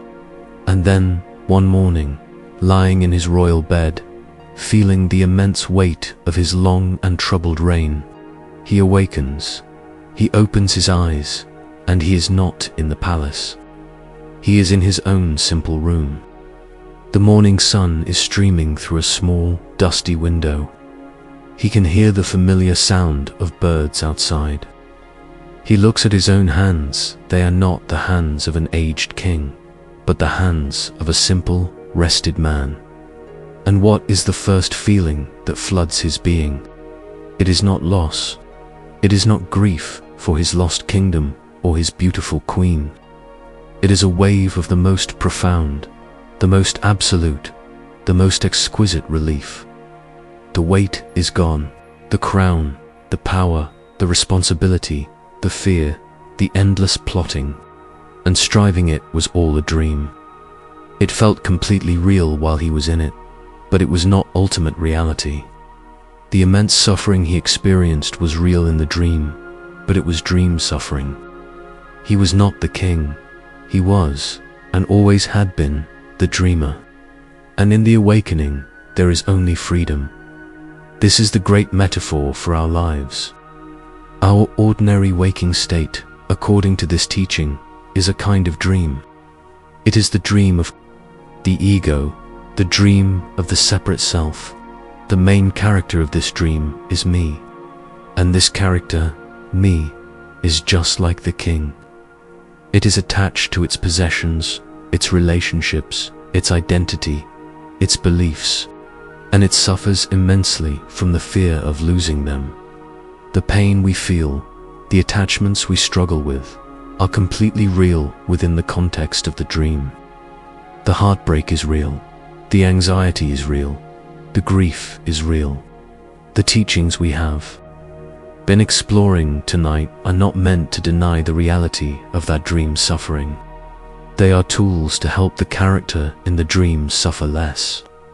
They are ways to mend the dream heart with kintsugi, to see the other characters as empty boats, to find the lantern in the dream storm.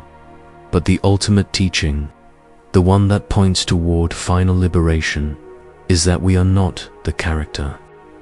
We are the dreamer.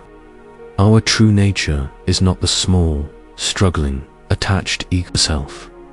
Our true nature is the vast, silent, peaceful awareness in which the entire dream of our life is unfolding. Awakening or enlightenment is not about becoming a better king or creating a perfect dream kingdom with no problems. It is about waking up from the dream altogether.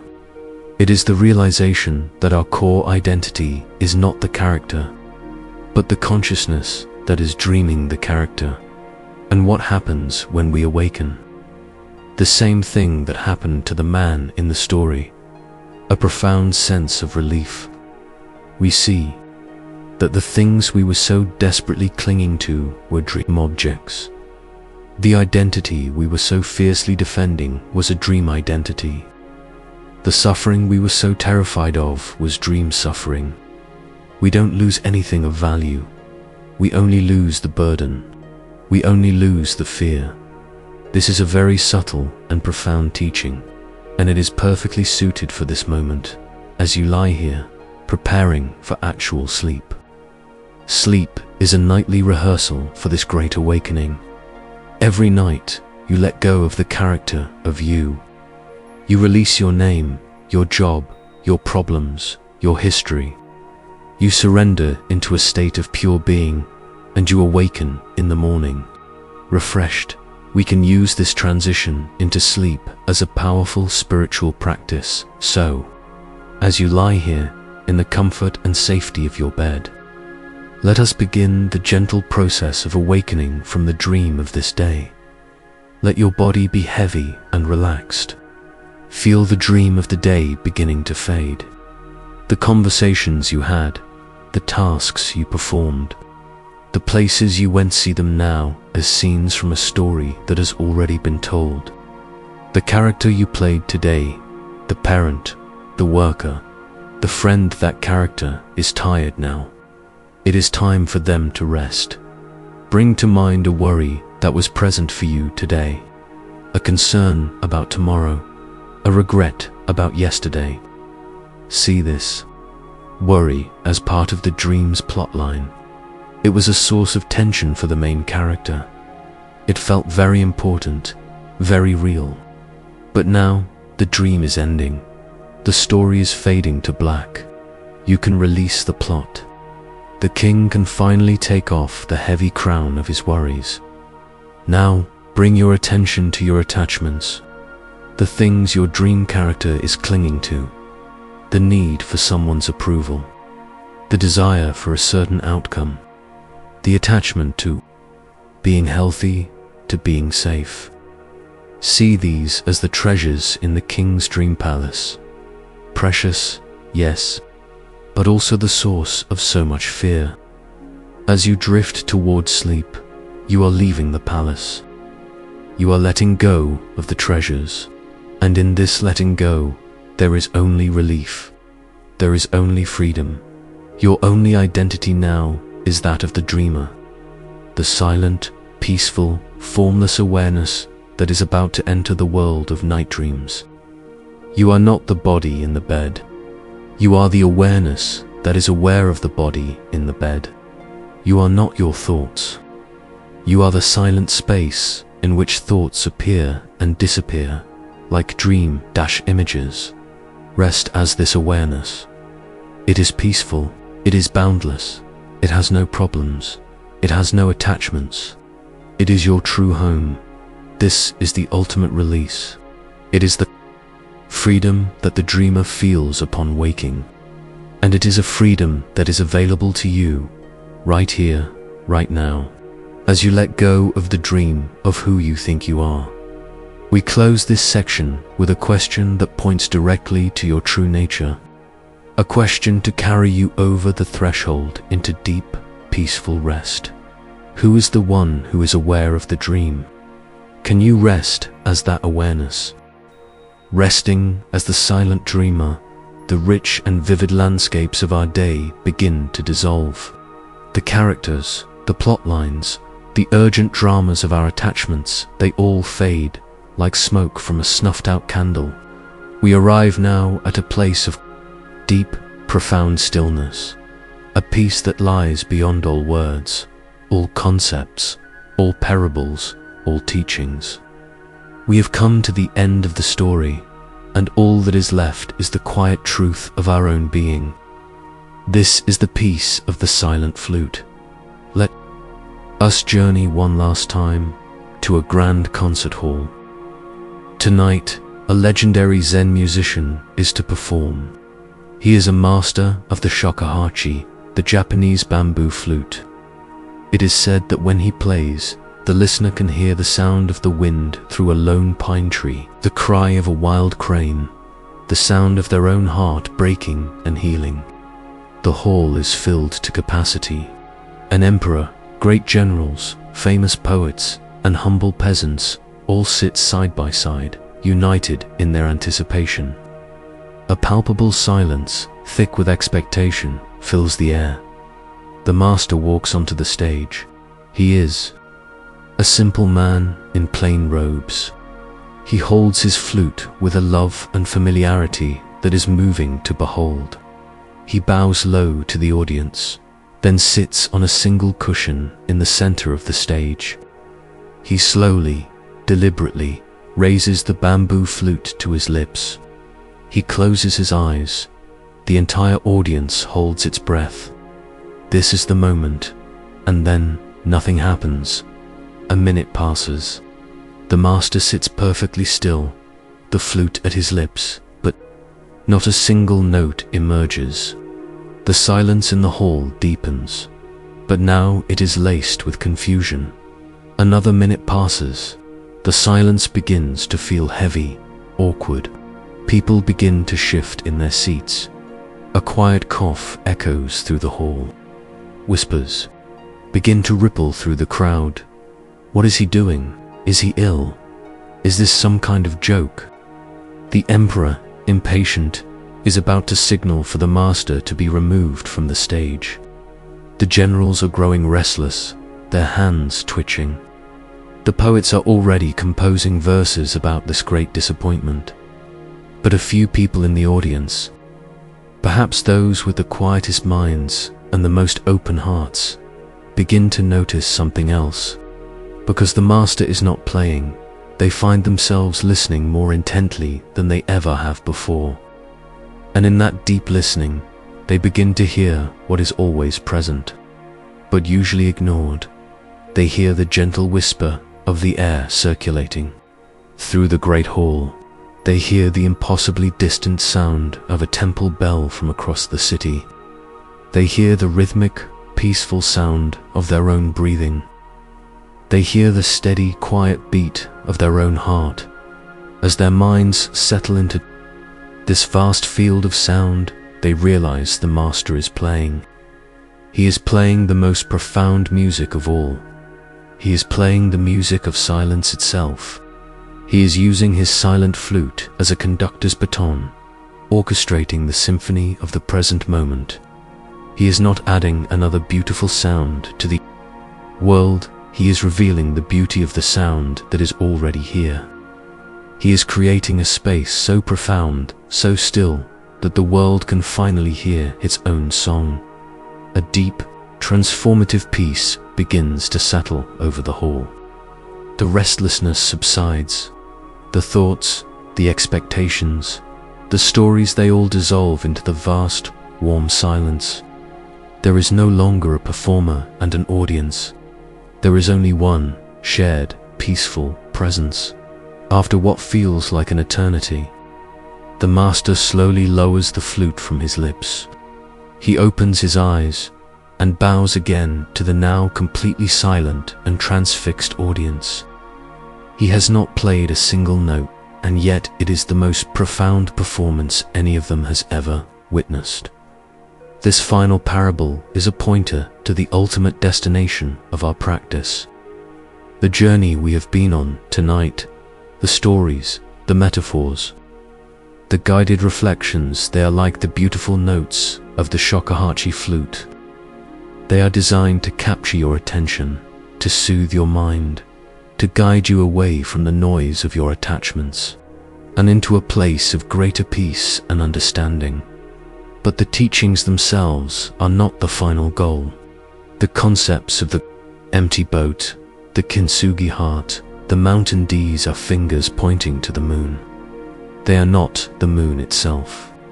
The ultimate truth, the deepest peace, cannot be captured in words or ideas. It can only be found in the direct experience of the silence from which all words and ideas arise. The master's greatest gift was not his music, but his silence. And the greatest gift of this practice tonight is not any particular concept you will remember, but the direct, felt experience of your own inner stillness. This is the state sometimes called samadhi, a state of pure being, where the division between subject and object, between meditator and meditation, dissolves. It is the peace of the dreamer who has awakened. It is the silence of Isio's mind, when he finally heard the rain. And so now, as we prepare for the final transition into deep sleep, the time for teachings and stories is over. The time for striving and understanding is done. The flute has been lowered. All that is left is to rest in the music of the silence. This final reflection is an invitation to do nothing. It is a guided journey into pure being. Let your body be completely at ease. There is nothing you need to fix or change. Let go of any effort to meditate correctly.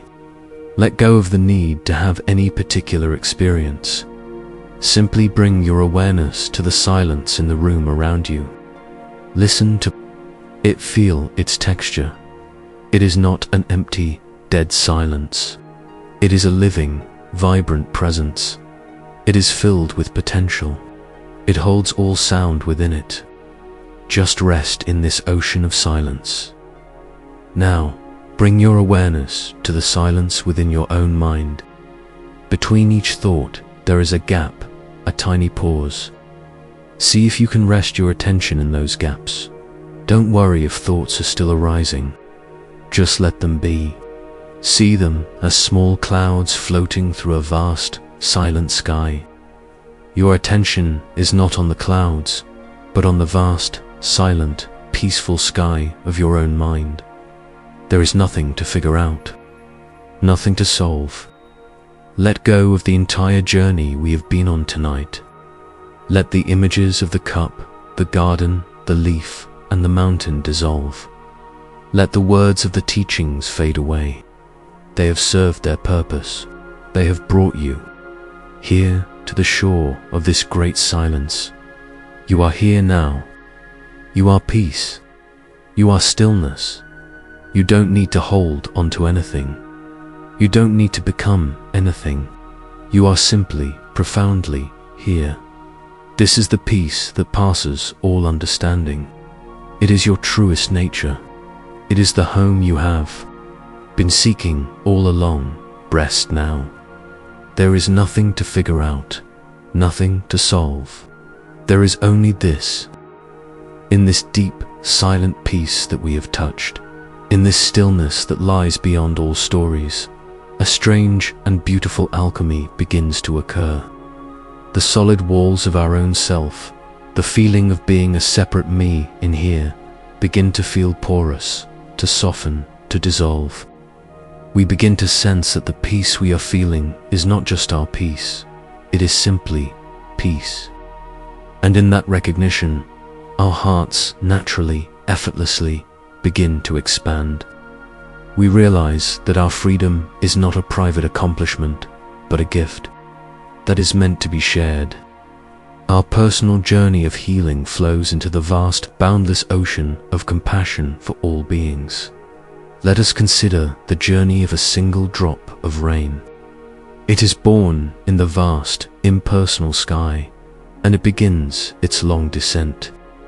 As it falls, it feels itself as a unique and separate thing. It has a shape, a weight, a trajectory. It sees the great, churning, blue-green expanse of the ocean below, and it is filled with a terrible fear. If I fall into that, the raindrop thinks, I will be gone. I will be annihilated. My dropness, this thing that I am, will cease to exist. I will be lost in that immense, terrifying oneness. And so it struggles. It tries to hold its shape. It resists its own downward momentum. It is attached to its own precious, separate identity. It sees the ocean not as its home, but as its death. The entire journey down is a torment of anxiety and resistance, a fight against the inevitable pull of gravity. But eventually, the moment comes. There is no more sky to fall through. The drop touches the surface of the water. There is a moment of contact, a tiny splash, and then it is gone. But what has happened? Has it been destroyed? Or has it, in fact, finally become what it truly is? In the moment of merging, the drop of water does not die. It becomes the ocean. It is no longer a small, separate, fragile thing, buffeted by the wind and terrified of its own end. It is now the vast, deep, powerful ocean itself. Its consciousness is the consciousness of the tides. Its strength is the strength of the waves. It is connected to every other shore, every other drop, every other current on the entire planet. It has not lost its identity. It has realized its true identity was oceanic all along. Its fear of dissolution was the only thing that kept it separate, small and afraid. This is the final movement of the heart that has found freedom from attachment. As long as we are identified with our own personal suffering, our own story, our own small, separate self. We are the raindrop, terrified of the ocean. We are attached to our dropness. Our spiritual practice is focused on our own healing, our own peace, our own liberation. This is a necessary and beautiful stage of the journey. We must first heal our own wounds. We must first learn to become a stable mountain, to find our own inner lantern. But as we do this work, as our attachments dissolve, we begin to realize that the suffering we have been working with is not uniquely ours. The pain of heartbreak, the fear of loss, the sting of resentment. This is not my pain. It is the pain. It is the pain of the human condition. The empty boat that struck us is part of a vast, drifting fleet of empty boats, all bumping into each other in the fog. In this realization, our personal story becomes a universal story, and our heart, which was once preoccupied with its own mending, breaks open with a new, vast, and unconditional compassion for all the other struggling raindrops, for all the other lost and drifting boats. This is the birth of the Bodhisattva spirit.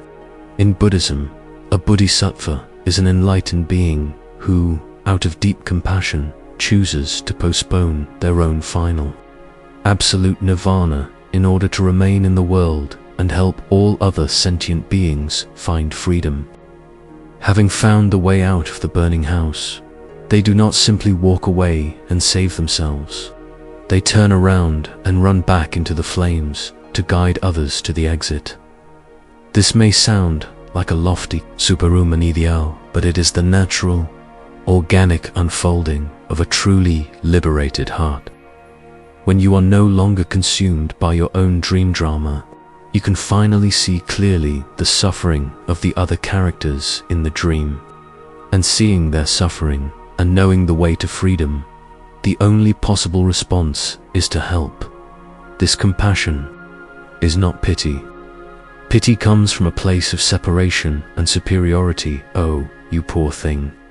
Compassion is born of connection and empathy. I know this suffering. It is my suffering, too. We are in this together. It is the ocean recognizing itself in the falling drop. So, as we lie here in this deep state of peace, we can use this peace not just as a refuge for ourselves, but as a source of healing for the world. We can practice becoming a bodhisattva. Of the night, let us guide this peace outwards. In a final meditation of loving kindness for all, return your awareness to the feeling of peace in your own heart. That quiet, steady, mountain-like stillness. Feel it as a warm, gentle light in the center of your chest. For a moment, just bathe in this light. Offer it to yourself. Say silently in your mind, may I be peaceful. May I be free from suffering. May I be happy. Now, let this light begin to expand. Imagine it filling your entire body, from the tips of your toes to the crown of your head, until every cell is vibrating with this gentle, peaceful, loving energy. Now, let the light expand beyond the boundaries of your skin. Let it fill the room. You are in. Imagine this soft, golden light touching everything in the room, filling it with peace. Let the light continue to expand. Let it flow out of your home into your neighborhood.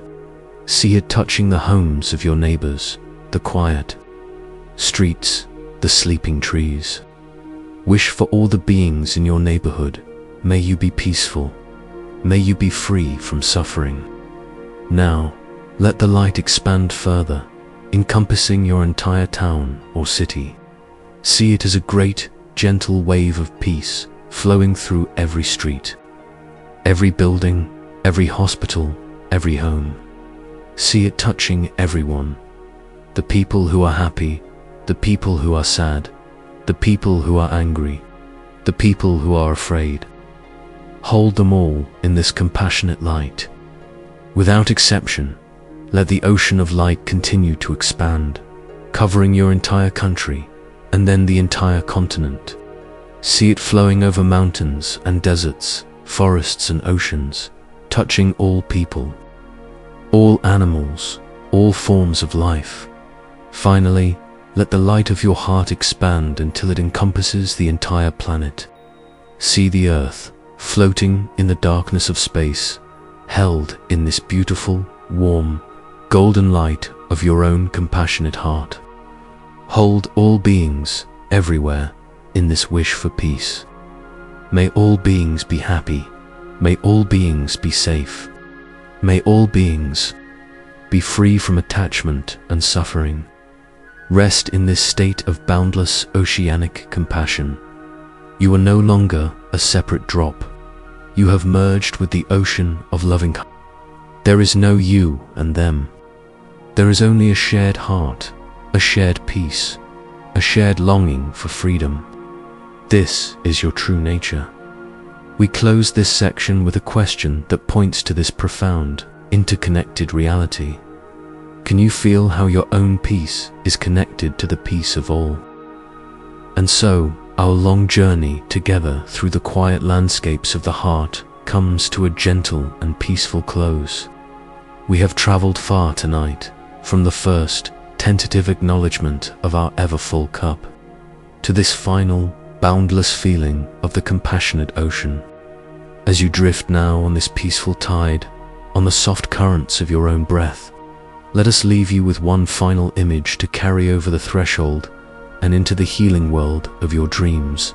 Imagine you are sitting on a still night with a wise Zen master by the edge of a perfectly calm pond.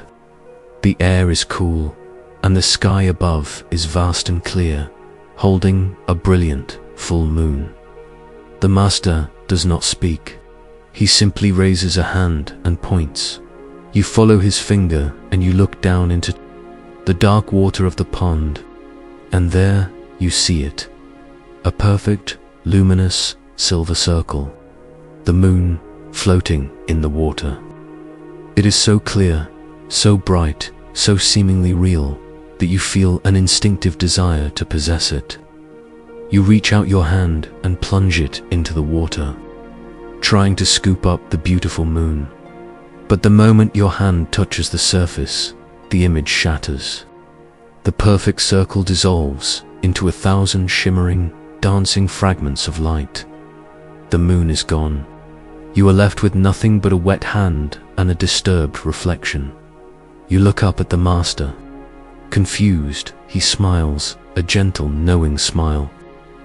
"The moon is not in the water," he says, his voice as quiet as the night air.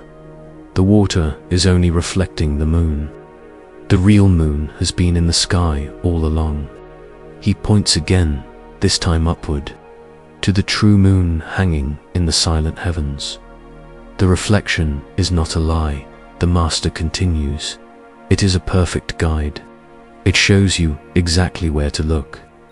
But you must not mistake the reflection for the real thing. You must not try to grasp it. You only need to appreciate its beauty and allow it to point you home." This is our final teaching for you tonight. Everything we have shared, every story, every parable, every guided the moon in the water, the story of the ever-full cup, the ghost in the garden, the unsent letter, the image of the weaver's loom, the river of grief, the golden cage, the shadow in the mirror, the second arrow, the lantern in the storm, the art of kintsugi, the empty boat, the taste of tea, the mountain, the generous heart, the sound of one hand, the falling leaf, the dreamer, the silent flute, the ocean of compassion. All of these are fingers pointing to the moon. They are beautiful reflections designed to guide your gaze. They are tools, maps, and signposts, but they are not the moon itself. The real moon is your own inner wisdom. It is your own direct experience of peace. It is the silent, aware, and compassionate nature that has been here all along, listening to these words. You are the moon to cling to these teachings, to memorize the parables as dogma, to become attached to the concepts. This is to try and grasp the moon in the water. You will only shatter the image and be left with confusion.